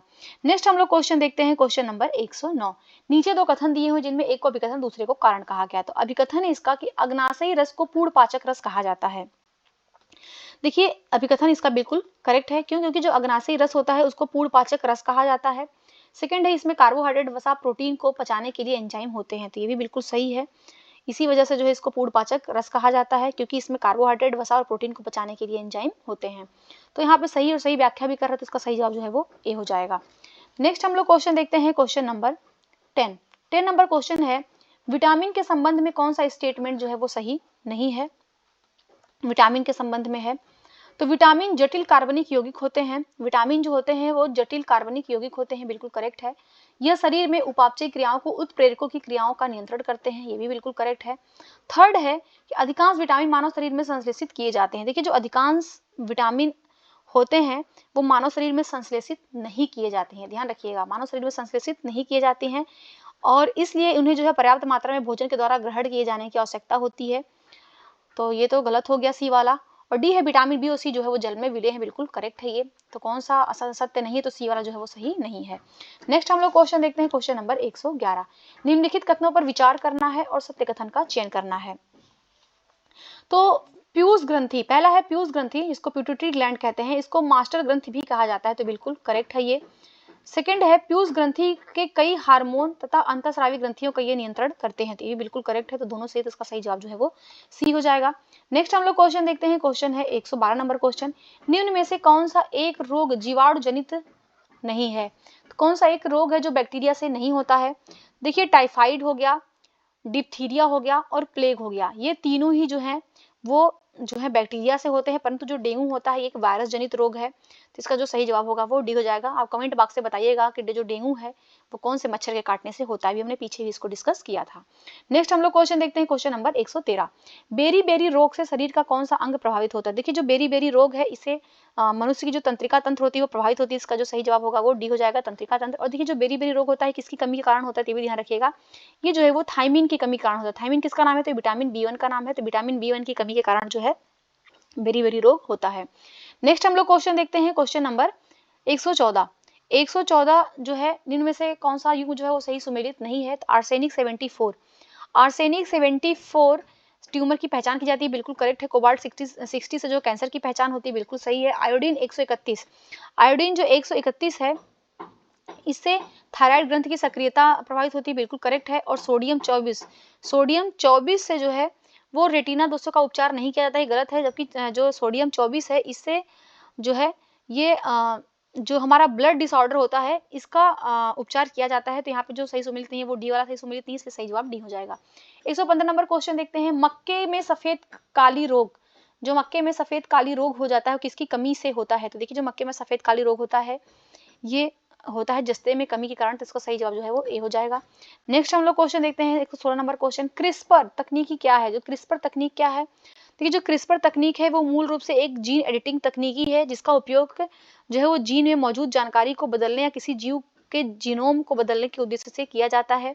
और वास्तव में जो क्रिस्पर होता है वो डीएनए का हिस्सा होता है। तो यहाँ पे देख लेते हैं, तो ये जीन एडिटिंग तकनीकी बिल्कुल करेक्ट है। ये क्रिप्टो करेंसी से संबंधित है, बिल्कुल गलत, ये नहीं है। ये एथेनॉल उत्पादन की एक नवीन तकनीकी है, नहीं, इनमें से कोई नहीं थे। हमने भी क्या कहा, जीन जो है क्रिस्पर जो है वो एक जीन एडिटिंग कर तकनीक, इसका सही जवाब ए हो जाएगा। नेक्स्ट क्वेश्चन, क्वेश्चन नंबर 117, नमक और बर्फ के मिश्रण से 0 डिग्री से नीचे का तापमान प्राप्त होता है। देखिए बिल्कुल करेक्ट है। अगर हम बर्फ में नमक मिला देंगे या पानी में नमक मिला देंगे तो उसका जो फ्रीजिंग पॉइंट होता है वो कम हो जाता है, वो जल्दी हो जाता है। और जो उसका बॉइलिंग पॉइंट होता है, ध्यान रखिए, जो क्वथनांक होता है, जो बॉइलिंग पॉइंट होता है वो बढ़ जाता है। करण कह रहा है कि नमक बर्फ के गलनांक को कम कर देता है, तो बिल्कुल करेक्ट है। अभी हमने देखा अगर मिला देंगे तो जो 0 डिग्री से कम में ही जो है वो जो भी पानी है वो बर्फ बन जाएगा। तो यहाँ पे जो इसका सही जवाब होगा वो ए हो जाएगा, सही है और सही व्याख्या भी कर रहा है। नेक्स्ट हम लोग देखते हैं 118 नंबर क्वेश्चन, एरिडोसोल, एरिडोसोल मृदा का विस्तार पाया जाता है। जो एरिडोसोल मृदा होती है ये कहाँ पे पाई जाती है? तो ये मृदा विस्तार पाया जाता है रेगिस्तानी क्षेत्रों में, इसका सही जवाब जो है वो बी हो जाएगा। एरिडोसोल जो है वो एक लवड़ी व क्षारीय मिट्टी होती है, इसमें ह्यूमस व जल का अभाव होता है, ये भी ध्यान रखिएगा। 119 नंबर क्वेश्चन, निम्नलिखित कथनों पर विचार करना है और बताना है कौन जो है वो जैव अनिम्नीकरण प्रदूषक है। तो देखिए यहाँ पे एल्यूमिनियम और आर्सेनिक, एल्यूमिनियम और आर्सेनिक जो है ये जैव अनिम्नीकरण प्रदूषक हैं, बल्कि जो कृषि उत्पादित अपशिष्ट हैं ये जैव निम्नीकरण प्रदूषक हैं। तो 2 कट जाएगा, केवल 1 और 3 सीधे, इसका सही जवाब जो है वो ए हो जाएगा। नेक्स्ट हम लोग क्वेश्चन देखते हैं, क्वेश्चन नंबर 120 निम्नलिखित युगों में से कौन सा एक जो है वो सही सुमेलित नहीं है? तो प्लास्टर ऑफ पेरिस का नाम जो है वो कैल्शियम सल्फेट हेमी सल्फेट है, बिल्कुल करेक्ट है। एप्सम साल्ट का नाम क्या है? तो सोडियम सल्फेट नहीं है, एप्सम साल्ट जो है वो मैग्नीशियम सल्फेट होता है, वो जो है वो मैग्नीशियम सल्फेट होता है। थर्ड है कास्टिक सोडा, सोडियम हाइड्रोक्साइड का नाम है, बिल्कुल करेक्ट है। और वाशिंग सोडा जो है सोडियम कार्बोनेट होता है, बिल्कुल करेक्ट है। तो कौन सा सुमेलित नहीं है? तो बी वाला जो है वो सुमेलित नहीं है। नेक्स्ट देखते हैं 121 नंबर क्वेश्चन, निम्नलिखित में से कौन एक प्राकृतिक रबड़ है? तो प्राकृतिक रबड़ कौन है? तो नियोप्रीन है, पॉलीस्टराइन है, ड्यूप्रीन है और आइसोप्रीन है। तो इसमें जो प्राकृतिक रबड़ है वो है आइसोप्रीन। इसका सही जवाब जो है वो डी हो जाएगा। आइसोप्रीन एक प्राकृतिक रबर है। प्राकृतिक रबर जो होता है वो आइसोप्रीन का बहुलक है, जो रबर के वृक्ष से जो लैटेक्स के रूप में इसको प्राप्त किया जाता है। और सभी जो है वो क्या है? तो वो सब संश्लिष्ट रबड़ है। नेक्स्ट देखते हैं 122 नंबर क्वेश्चन। 122 नंबर क्वेश्चन निम्नलिखित कथनों पर विचार करना है और बताना है कौन सा जो है वो सही सुमेलित है। तो देखिए, साइक्लोनाइट जिसको आरडीएक्स कहा जाता है, तो साइक्लोनाइट जो है ये आरडीएक्स का ही नाम है, बिल्कुल सही है ये। नोबल तेल जो होता है इसको ट्राई नाइट्रोग्लिसरीन कहा जाता है और ये एक विस्फोटक पदार्थ होता है, ते भी बिल्कुल करेक्ट है। और सी है गन कॉटन जो होता है नाइट्रोसेलुलोज होता है, ये भी बिल्कुल करेक्ट है। और गन कॉटन भी जो है एक विस्फोटक पदार्थ है। तो यहाँ पे तीनों ही जो है विस्फोटक पदार्थ है, इसका जो सही जवाब होगा वो डी हो जाएगा, सभी जो है वो सुमेलित है। नेक्स्ट देखते हैं 123 नंबर क्वेश्चन, निम्नलिखित में से किस एक का व्यापारिक नाम वुड स्प्रिट है? किसका नाम जो है वो वुड स्प्रिट है? तो देखिए, मिथाइल अल्कोहल का नाम जो है वो वुड स्प्रिट है, तो इसका जो सही जवाब होगा वो बी हो जाएगा। 124 नंबर क्वेश्चन देखते हैं। 124 नंबर क्वेश्चन है, सूची 1 को सूची 2 से सुमेलित करना है। तो डीडीटी जो है ये कीटाणुनाशक है। एस्प्रिन क्या है? तो एस्प्रिन जो है ज्वरनाशी है। और मिथाइल आइसोसाइनेट क्या है? तो मिथाइल आइसोसाइनेट जो है वो विषैली गैस है। और कार्बन टेट्राक्लोराइड क्या है? तो ये अग्निशामक है। तो इसका जो सही मैच हो जाएगा 3 1 4 2, तो ए इसका जो है सही जवाब हो जाएगा। नेक्स्ट देखते हैं 125 नंबर क्वेश्चन, सूची 1 को सूची 2 से सुमेलित करना है। मैग्नीज जो तत्व है इसका अयस्क बताना है, तो पायरोलुसाइट इसका तत्व जो है अयस्क पायरोलुसाइट है। कॉपर का क्या है? तो कॉपर का एजुराइट है। और एल्यूमिनियम का क्या है? तो एल्यूमिनियम का जो है वो क्रायोलाइट है। और मरकरी का क्या है? तो सीनेबार है। तो इसका जो मैच हो जाएगा वो 2 1 4 3, तो डी इसका जो है वो सही जवाब हो जाएगा। नेक्स्ट हम लोग क्वेश्चन देखते हैं 126 नंबर क्वेश्चन, जुलाई 2023 में एडगर रिंकेविक्स निम्नलिखित में से किस यूरोपीय देश के राष्ट्रपति बने? तो एडगर रिंकेविक्स जो है वो किस देश के राष्ट्रपति बने हैं? तो वो बने हैं लाटविया के। सही जवाब इसका जो है वो ए हो जाएगा। और ये देखिए, वह यूरोपीय संघ देशों में पहले खुले तौर पर ये समलैंगिक राष्ट्रपति हैं, ये जो है ये गे हैं। नेक्स्ट हम लोग क्वेश्चन देखते हैं, क्वेश्चन नंबर 127, जुलाई 2023 में निम्नलिखित शहरों में से कौन सा एक ईपीआर क्रेडिट प्राप्त करने वाला पहला शहरी निकाय बना है? ईपीआर क्रेडिट प्राप्त करने वाला पहला शहरी निकाय कौन बन गया है? तो इंदौर बन गया। इसका सही जवाब जो है वो ए हो जाएगा। ईपीआर जो होता है ये ईपीआर का जो फुल फॉर्म होता है एक्सटेंडेड प्रोड्यूसर रिस्पॉन्सिबिलिटी। इसमें होता क्या है कि वहाँ पे जो प्लास्टिक अपशिष्ट है उसके प्रबंधन के लिए नियम जो बना था 2016 का, उसको सफल तरीके से क्रियान्वित करने वाला इसको दर्जा प्राप्त हुआ है। नेक्स्ट है क्वेश्चन नंबर 128, जुलाई 2023 में जारी all India tiger estimation report 2022 के अनुसार देश में बाघों की सर्वाधिक संख्या किस राज्य में है? तो जो बाघों की सर्वाधिक संख्या है वो है मध्य प्रदेश में। सही जवाब इसका बी हो जाएगा। मध्य प्रदेश में जो है वो 785 बाघ हैं। और भारत में टोटल कितने बाघ हैं? तो भारत में टोटल जो है वो 3682 बाघ हैं, ये भी ध्यान रखिएगा। नेक्स्ट हम लोग क्वेश्चन देखते हैं, क्वेश्चन नंबर 129, जुलाई 2023 में निम्नलिखित देशों में से कौन सा एक देश सुपर मार्केट में सिंगल यूज प्लास्टिक उत्पाद बैग पर प्रतिबंध लगाने वाला विश्व का प्रथम देश बन गया है? तो सिंगल यूज प्लास्टिक पर बैन लगाने वाला कौन सा देश बन गया है? तो वो है न्यूजीलैंड, प्रथम देश बन गया। सही जवाब इसका जो है वो डी हो जाएगा। नेक्स्ट हम लोग क्वेश्चन देखते हैं 123 नंबर क्वेश्चन, जुलाई 2023 में G20 आपदा जोखिम न्यूनीकरण कार्य समूह की तीसरी एवं अंतिम बैठक का आयोजन कहाँ पे किया गया है? तो ये जो आयोजन किया गया है वो चेन्नई में किया गया। इसका सही जवाब जो है वो ए हो जाएगा। 131 नंबर क्वेश्चन देखते हैं, जुलाई 2023 में जारी वैश्विक निवेश रिपोर्ट 2023 के अनुसार वर्ष 2022 में शीर्ष प्रत्यक्ष विदेशी निवेश अंतर्प्रवाह वाले देशों में यूएसए प्रथम स्थान पर है। यह रिपोर्ट जारी किया है, तो ये रिपोर्ट किसने जारी किया है जिसमें अमेरिका फर्स्ट स्थान पे है? तो ये रिपोर्ट जारी किया है अंकटाड के द्वारा। सही जवाब इसका जो है सी हो जाएगा, अंकटाड ने रिपोर्ट जारी किया है। नेक्स्ट क्वेश्चन नंबर 123, जुलाई 2023 में भारत की अध्यक्षता में संपन्न हुए 23वें संघाई सहयोग शिखर सम्मेलन में किस देश को अतिथि के रूप में आमंत्रित किया गया है? तो अभी 2023 में भारत ने अध्यक्षता किया है संघाई सहयोग शिखर सम्मेलन का, और ये 23वें नंबर का था। और इसमें जो अतिथि के रूप में आमंत्रित किया गया था वो तुर्कमेनिस्तान को किया गया था। इसका सही जवाब जो है वो बी हो जाएगा। 133 नंबर क्वेश्चन देखते हैं। जिमेक्स 2023, जिमेक्स जो 2023 है ये क्या है? जो जिमेक्स 2023 है भारत एवं जापान की नौसेनाओं के मध्य जो द्विपक्षीय समुद्री अभ्यास है, तो इसका जो सही जवाब होगा वो हो जाएगा डी। समुद्री अभ्यास है किसके किसके बीच है, तो भी ध्यान रखिएगा, ये जापान और इंडिया के मध्य जो ये नौसैनिक अभ्यास है। अब इसका आयोजन कहाँ पे हुआ है, तो विशाखापत्तनम में किया गया है। नेक्स्ट देखते हैं क्वेश्चन है 134 नंबर क्वेश्चन। जुलाई 2023 में आए तालिम नामक चक्रवाती तूफान से कौन सा देश प्रभावित हुआ? देखिए जो तालिम चक्रवाती तूफान है, इससे जो प्रभावित देश है वो है चीन। इसका जो सही जवाब होगा वो ए हो जाएगा, चीन है। और जो तालिम नाम का उपयोग किया जाता है वो पश्चिमी प्रशांत महासागर में उष्णकटिबंधीय जो चक्रवाती तूफान आते हैं उसके लिए किया जाता है।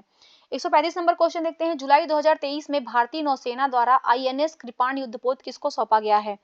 तो भारतीय नौसेना के द्वारा जो है आईएनएस कृपाण युद्धपोत दिया गया है, तो किसको दिया गया है?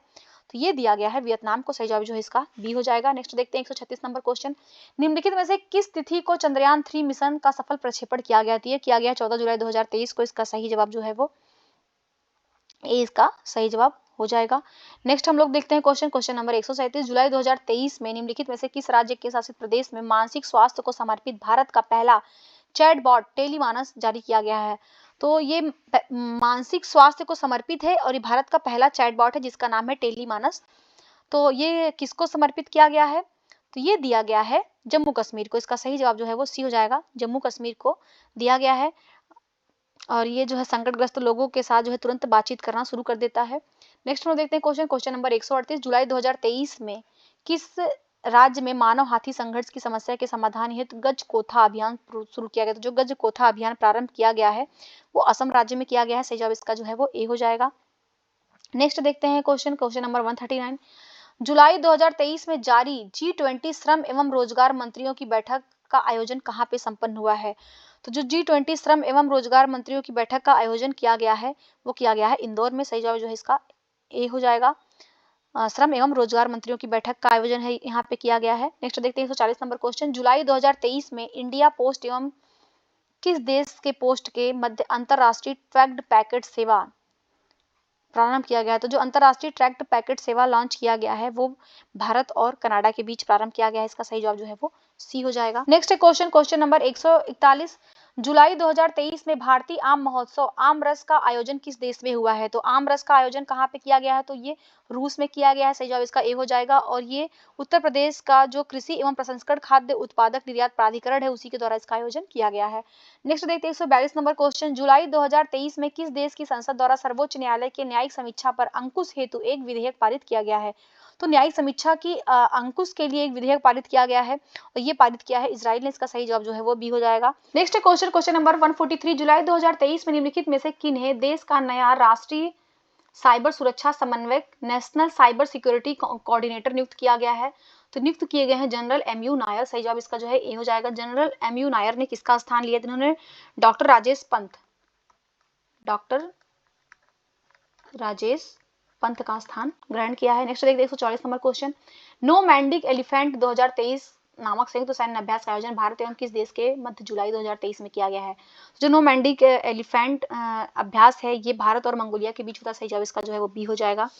नेक्स्ट देखते हैं हम लोग क्वेश्चन नंबर 145। जुलाई 2023 में भारत अफ्रीका अंतर्राष्ट्रीय मोटा अनाज सम्मेलन कहाँ पर आयोजित किया गया? तो भारत अफ्रीका अंतर्राष्ट्रीय मोटा अनाज सम्मेलन जो स्थापित किया गया है वो नैरोबी केन्या में। सही जवाब इसका जो है वो ए हो जाएगा।